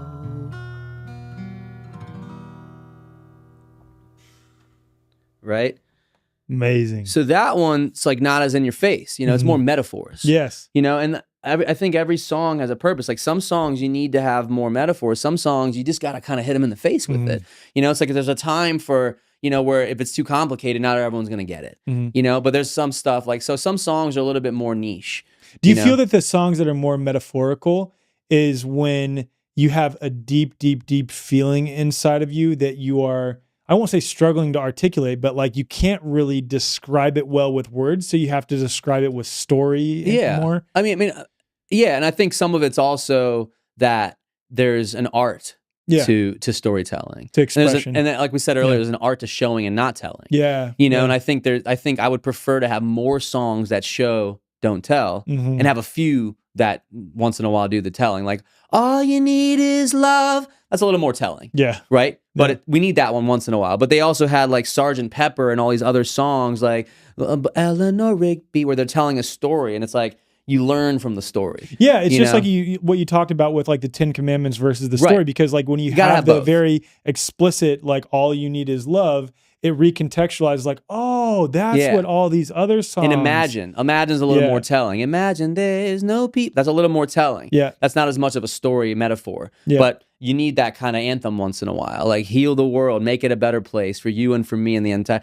Heal the world, make it a better place. Right? The Michael Jackson, like, that's in your face. Yeah. You know, and Bob Marley, like, one love, one heart, let's get together and feel alright. Right? That's pretty much in your face. Yeah. But then he gets into the verses and he gets into like the Babylon and the redemption, you know, he does all the thing, you know. And so I think there's an art to it. And so that's what I want to bring, that depth to music, to this modern time we're in, to this political arena, to this freedom arena, to the health arena, to the world we're in, whatever, to all the arenas, you know, because like I think that's the calling I feel. Like I resonate with those type of musicians. And there's other musicians like Bon Iver, you know, you familiar with Bon Iver? Yeah. Who's a little bit more inward. I love Bon Iver. He's not writing like the anthem, but you feel you feel his music. But he's inward. So you want to go inward with him. yes, you do. Right? Yep. That's not necessarily my style. Yeah, that's fine. I might have a song or two like that, but overall, I'm a little bit more like boisterous of a person. That's my personality. That's my calling.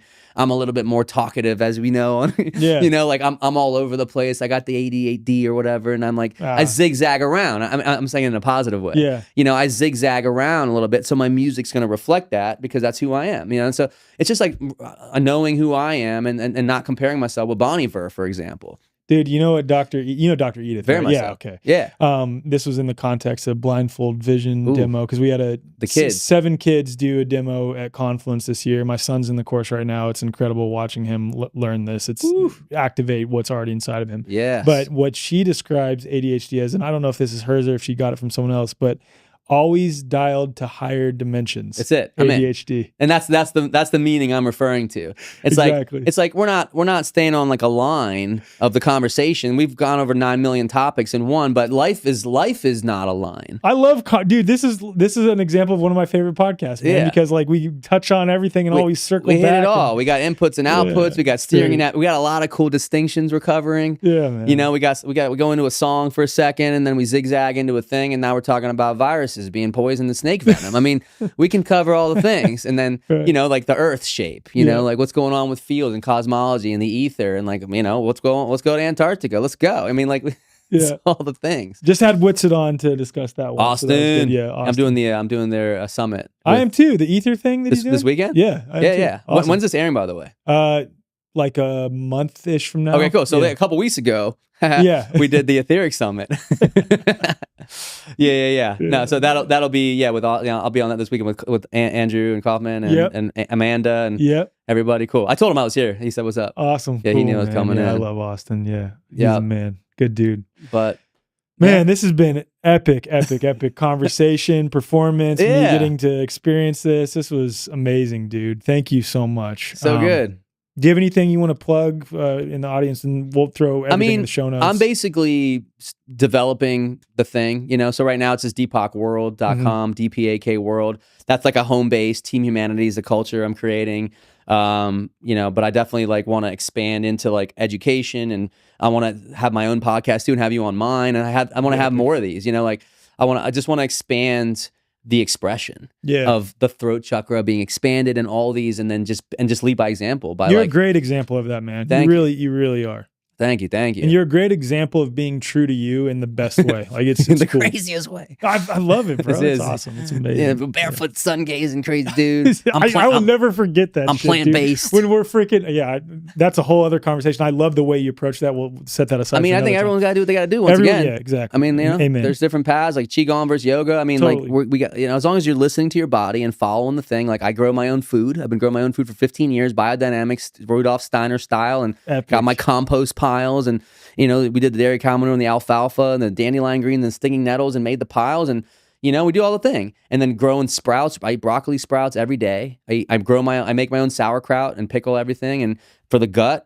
And I eat my avocados and everything, and I'm full. I get my amino acids and everything. And you look freaking great, dude. Yeah, so, I'm an example of a plant-based, healthy, thriving person. So, and I have most of my friends are in Austin eat steaks, and I go out with them, and that's eat, all right. And I eat what I eat, exactly. And we're good. We're all doing what we got to do. Amen, man. It's all good. What I was gonna say is I will never forget that day though when you were staring at the sun for like a minute, just wide-eyed staring at him. Here I am. I'm like, man, I sun gaze too, but damn, right now, noon, I'm squinting for 2 seconds. It takes a minute to get to that.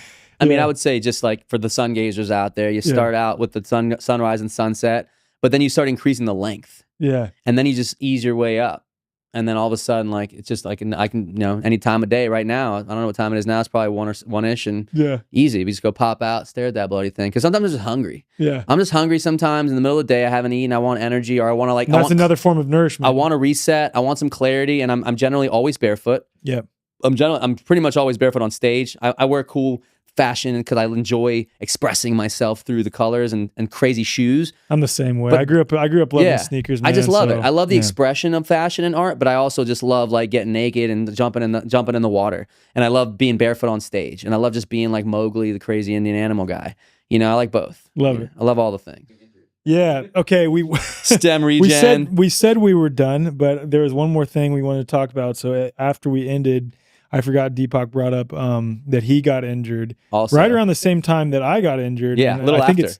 It's pretty cool, sharing the experience of both getting injured and how beautiful the body is in recovering. So if you could share yours, because I've already shared mine a little bit. Yeah. So basically, I'm really into a lot of different sports. One of my favorite things is Frisbee golf. And just going to the course, 18 holes, it's very peaceful. It's a meditative thing for me. I was out there by myself in California in Westlake Village doing a full course. And I was on the last hole, or 16th hole. I was almost done. The basket's really called. And I'm throwing my Frisbee. And I wasn't being present. We talked about this earlier. I was in a rush. Because I needed to get to my dinner on time. It's crazy because that's exactly what happened with my injury. That's the only quote-unquote mistakes. Wow. They generally happen because does an animal, like I said, we talked about earlier, when the animal's jumping down the thing, they're not making mistakes. No. It's a human mind distracting us from being in our body, perfection, universe, perfect intuition, instinct, beingness. Someone brought up to me when it comes animals. To sports injuries too, it's most often when someone's not fully present. When you're not being present. Yeah. I was an athlete up until a few years ago. I was a professional athlete actually. And I can think to my various injuries, and I'm pretty sure a lot of the times I struggled mentally in sports, was really hard on myself. So I guarantee it was when. That's all it is. Yeah. Because we're holding and we're being tight And when you're in tension, you're not fully relaxing into faith and trust. Yeah. It's the same metaphor. It's always going to come back to scarcity versus abundance every single time. Holding versus releasing, like attachment versus allowing. It's all the same metaphors every time. So here I am just thinking about dinner, which is the future. We talked about it earlier. And I could have been navigating my actions in a way such that I would get to dinner on time. But in that moment, I was thinking about dinner while throwing the Frisbee. So now I'm like, I got to get to dinner on time. So I'm rushing to my Frisbee throw, and I threw the Frisbee, and it flew up and it landed at the top of a tree, stuck at the top of a tree, 40 feet high. I'm talking really, really, really high. And Mowgli DPAK over here is like, now I really got to hurry up. I love this Frisbee. I just ordered it from Sweden. I only used it one time. It just got shipped in. It took a month to get it. I ordered during Christmas. I didn't get it till like end of January. I'm like, my new disc. So there's all those human things, attachment, story. At the end of the day, like it's just a $20-something disc. I could have gotten another one, but there was all this attachment. And so I'm like, I got to get this disc. I have to get this disc down from the tree. And I'm throwing stuff in it, and we're talking 40 feet high, bro. That's like really high. Normally, if it was like 15, 20 feet, you could throw something, a rock up and get it down. I couldn't even throw the rock that high. That's how high it was. So I'm like, I gotta get to my dinner. All right, I'm gonna climb the tree and go get it. So and I'm by myself, by the way. I'm in the middle of the woods. So I climbed up really fast, and I'm getting up there, and I'm like 25 feet up by then. I'm like really high, 25.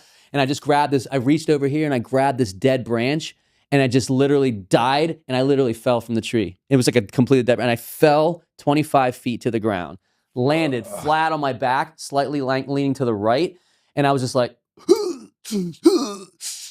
Right, I couldn't breathe. Right, knocked the wind out of myself, and I was like, I didn't know my status.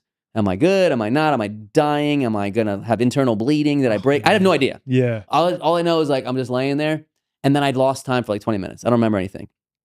It's a blur. But I found the videos later of the 20 minutes, and apparently I called my parents 3 times during that. Don't remember, to say, hey, I'm running late to dinner. Where are we meeting again? Where are we meeting again? And then I called him again 2 minutes later. Where are we meeting again? What time? And I called him again a 3rd time. Where are we meeting again? What time? So they're now worried that I'm calling and sounding weird. Yeah. I'm not mentioning anything about being hurt. Apparently, I must have been laying on, I don't know if I must have been laying on the ground. I have no idea.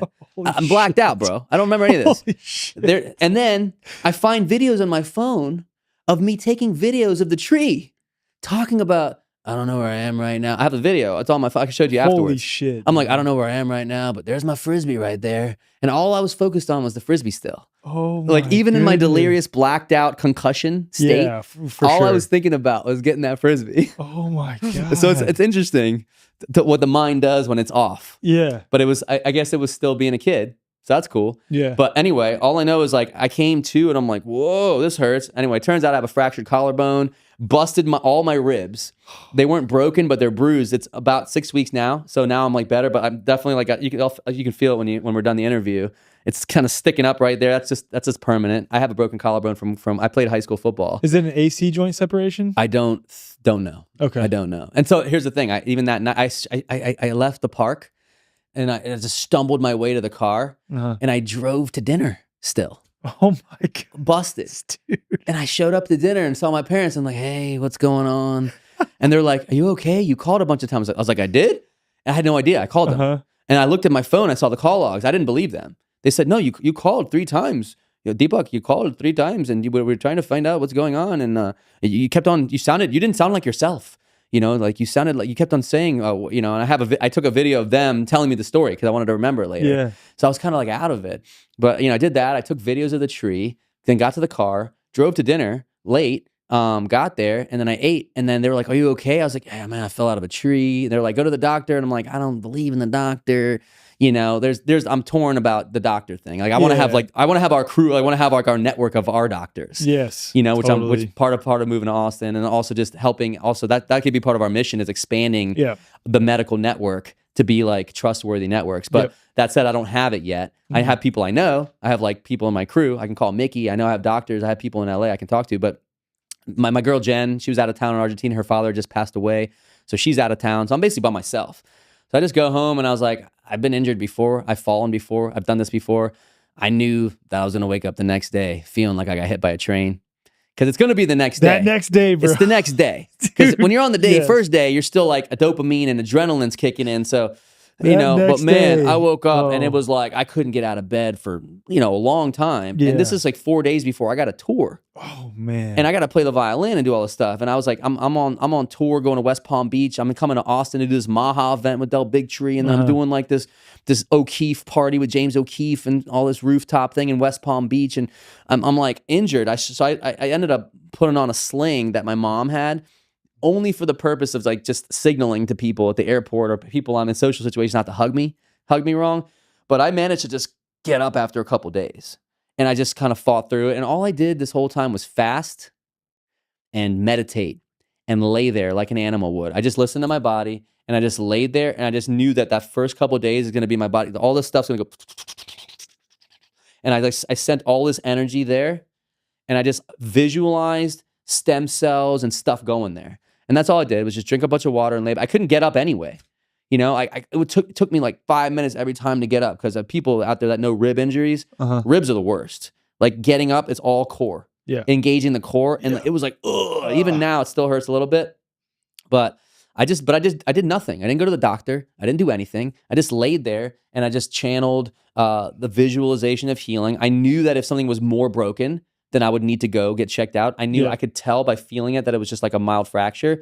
I didn't get an x-ray for like 10 days. Eventually, I visited Austin. My friend Micah's out here with friends with Del, Mickey, and everybody. And I just went to his chiropractic clinic over in Lakeway, and he confirmed that everything I already knew, which is that I have a mild fracture. There's nothing really they can do about it. Ribs are going to take time. The bone's going to take time. Just do your best not to make it worse. Yeah. But I just focused on water, fasting pretty much, which is increasing your stem cell regeneration. Yep. From, you know, I've done 25 days of just water before. Yep. You know, long water fast. So I already know that's a good practice.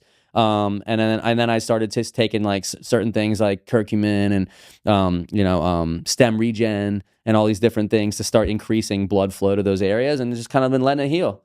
So here we are. You know, that's all I did. You know, and now I'm just kind of just testing the movement a little bit. It hurts to put on my belt, hurts to put on a jacket and shirt still, like reaching back. But I can play violin, I can play guitar because those are in the front. Yeah, it's just things behind me and reaching back that hurts. Yeah, so, but you continue trusting the body, continue fasting. I'm just listening to the body, and if I need to do something, I need to go somewhere, I do something. Yeah. But that's pretty much it. You know, I'm just sending energy there. I'll do a little bit of like energy like this, and I'll just put my hand there, and I'll just visualize stuff like repairing faster. Yeah. And I did the same thing with my, but I did a little bit of far infrared. I have this like nice little portable device that I just put on around my ribs, and that just helped kind of move blood flow. But I just did like kind of the basic biohacking stuff, but like kind of like the more natural version of it. Yeah, totally. Yeah. Man, it's crazy the parallels with your story and mine, because mine... I didn't do ice either, by the way. Dude, no ice. So I did ice, no ice, nothing. For the very first like hour. Yeah. And then I had the thought of like, why would I ice knowing that inflammation is healing? Right. And so then I stopped all that and was like, okay, I'm not going to ice. That doesn't make any sense. And not even the first hour. I'm talking like within the first, like right when I got home, I was like, okay, rest, ice, compress, elevate. That was like naturally what kicked in, the typical, because I grew up as an athlete, right? Yes. And that's what you're always told to do. So I started to do that. And then I thought about it. I'm like, no, that doesn't make any sense. I know inflammation to be a healing response. Why would I want to stop the healing response? Correct. So I immediately threw the ice pack out. Kylie kept offering it to me. I was like, no, I don't want any more. Yeah, saying people try to give me ice. I just wanted to try not doing it. Yeah, and for me, it was instantly like getting curious on, okay, like this conflict in my mind of this is what I was told as an athlete. This is what I always did with injuries, but this is what I know inflammation to be. So then I didn't ice. And so my whole injury happened also completely not present in my body.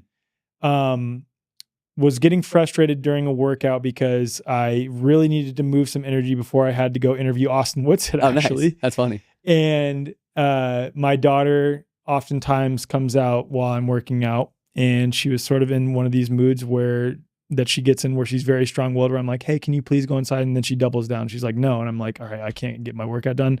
Finally convinced her to go inside.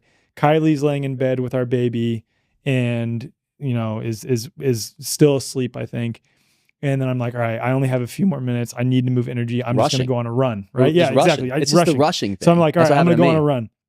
So I'm halfway through this run, and then it occurs to me, oh my goodness, I left my garage door open. My daughter could run outside. I didn't let Kylie know I was on a run. I need to get home faster. So I start sprinting. Yeah. I'm so in my head, just ruminating on my thoughts. Yeah. Step on a rock that I don't see while I'm sprinting. Roll it. Roll it, dude. I've had some big ones. Instantly swells up. And so I had broken my right ankle when I was in 8th grade, and this swelled up to the same degree. So I thought it was fractured. I hobbled home like a quarter mile, start crying, not because of the pain, because I'm so frustrated. But it's also to release. Yeah, to release, but also because I'm so frustrated because I have to MC Confluence in 10 days. I'm like, what am I going to do? Like, I have to be on stage for 5 days in a row. Like, how am I going to get through this? Yeah. And I did essentially the same exact thing you did. So again, had the instance of, okay, like icing. No, that doesn't make sense. So didn't ice. Because it swelled up so much and I related it back to my right ankle, I was like, okay, I should probably go get it x-rayed because I can't put any weight on it right now. Yeah. Went to get it x-rayed, confirmed, ruled out a fracture. Okay, thank good. Okay, great. Okay, awesome. Which helps the mind not have to deal with that anymore. Exactly. I'm like, okay. Yeah, I did it 10 days into mine. Yeah. Just because I didn't have anyone local, but I had a feeling. But I still wanted to at least have that thought handled later, that it wasn't worse. And I didn't think that I fractured it, but I had the lingering like, oh, well, what if it's, exactly. Just and I have case. to be on stage. And if it's a fracture, that's a different scenario. You got to treat it differently. Exactly. And so with this, I was like, okay, now that I've realized it's not a fracture, I'm going to do this thing called the drawer test, which is a test to see if your ATF ligament has fully ruptured. Did that. Didn't look like it was fully ruptured, but my ankle is literally like purple from toe to shin at this point, super swollen. What do? Okay, I'm going to rest. I'm not going to ice. I'm going to rest to the degree that like my dog would when it gets injured, but I'm still going to move my ankle. What I mean by rest is I'm not going to completely immobilize it. Right. I started doing band exercises, dude. Nice. And the moment, it was so crazy. The moment that I started doing these band exercises on day 2 or 3, I could instantly walk and put pressure on my ankle. Yep. I was like, what the hell? And I'm like, it makes sense. I'm drawing more blood to that area. I'm not, what's the word for it? Atrophying the other muscles, ligaments, and tendons around it. That's why I've been doing it the whole time. Like, I'm just like, oh, if the bone's broken, you don't want to mess up the bone, but I still want to work the areas, the muscles around it. Exactly. So I'm working this. I was doing this kind of like up here, and I'm just feeling like where I can go with it. Yeah. And just kind of keeping things moving, Yeah, because like the old way of immobilizing something for some time, like, yes, that allows that area to heal, but you're also atrophying everything else around it, which is going to double your time to getting back to where you were. Yeah, and you certainly can rebuild. And I'm not 100% like anti-ice now suddenly. I just have this last few rounds, I'm not doing it, and I'm not noticing some negative. I'm actually noticing better results. Same. Quicker results. Yeah, quicker results. Yeah. And like I'm healing pretty quick over here. And I think ice, and I'm still trying to figure this out because I think ice still has it has a place. Purpose. Yeah, I think it does. It does. That's why I'm not like absolute on any of this stuff. Yeah. I'm still in discovery, even on this. Same. This is just like we're just discovering it by experimenting on our own selves. Totally. To have a direct personal experience. Yeah, totally. And I think like when you do contrast therapy, like ice hot, like that like the Korean constricts style. the blood vessels, then opens them up, then constricts. Yeah, so that's vasodilation, vasoconstriction. Exactly. Right. So you're increasing blood flow and then contracting, and then you're actually, so that can help it. Yeah, you're like locking in the blood that has gotten. So I'm into that. Like I did eventually. I think maybe a week into it, once I got to Austin, I went straight to the spa here. Yep. And I did sauna and cold plunge, like stuff like that. Yeah. And that just got things moving. Yeah, and it's also a different intention, right? Because like the intention with icing in an acute situation is typically like whether you're saying it or not, the intention is to stop the inflammation process. It's for stopping versus allowing. Exactly. We're applying the same concept of movement and encouraging and stimulating. Yep. Right, versus contraction. It was pretty cool on like day 4 or 5 for me. I posted a video of myself jumping up and down on my Instagram, and I had so many physical therapists that were like following along with what I was doing that are, interested in what I talk about, but still have that physical therapy conditioning. Message me like, this is literally shocking to me to see this. Like this should not be possible according to what I've learned. I'm like, exactly. It's the power of the human body, man. Totally. And trusting the healing response. I was on stage a week after falling out of a tree with a broken collarbone, literally ripping violin solos at James O'Keefe's party. So cool. I was insane. And like I literally like walked in with a sling and then took it off to play and then put it back on. Amazing. So yeah. But hey, we're reinventing things, and again, we're actually not. We're remembering. We're remembering what animals do. Exactly. Because that's why I get back to like, what's the thing in the way of being an animal is just the mind. And that's the blessing of the human is the mind, but it's also the curse that blocks us from the animal that we also are. Yes. Because we're an animal inside of all this. And the animal, so if we took the best of both worlds, we get the animal intuition and super Jedi powers with the mind's ability to calculate and create and innovate. Yes. You got a winning combination right there. Yes. That's the way. Beautiful. Anyway, rock on. Dude, thank you so much. That was a helpful addition. Yeah, man. You are a lover of all things, and you are a pro in many things, and I appreciate you for being here, man. Yeah, appreciate it. But yeah, DPAK World, I'm gonna be launching all the things soon. Cool. So we'll just collab on it. You know, I'll promote your stuff, and we'll put Way Forward on my site too. You know, and anything that's cool. I got She Legit. We got, you know, let's just help everybody. We're just here to help abundantly. Epic, you know, man. that's it. Thank you, bro, for being here. Om Namo Namaste.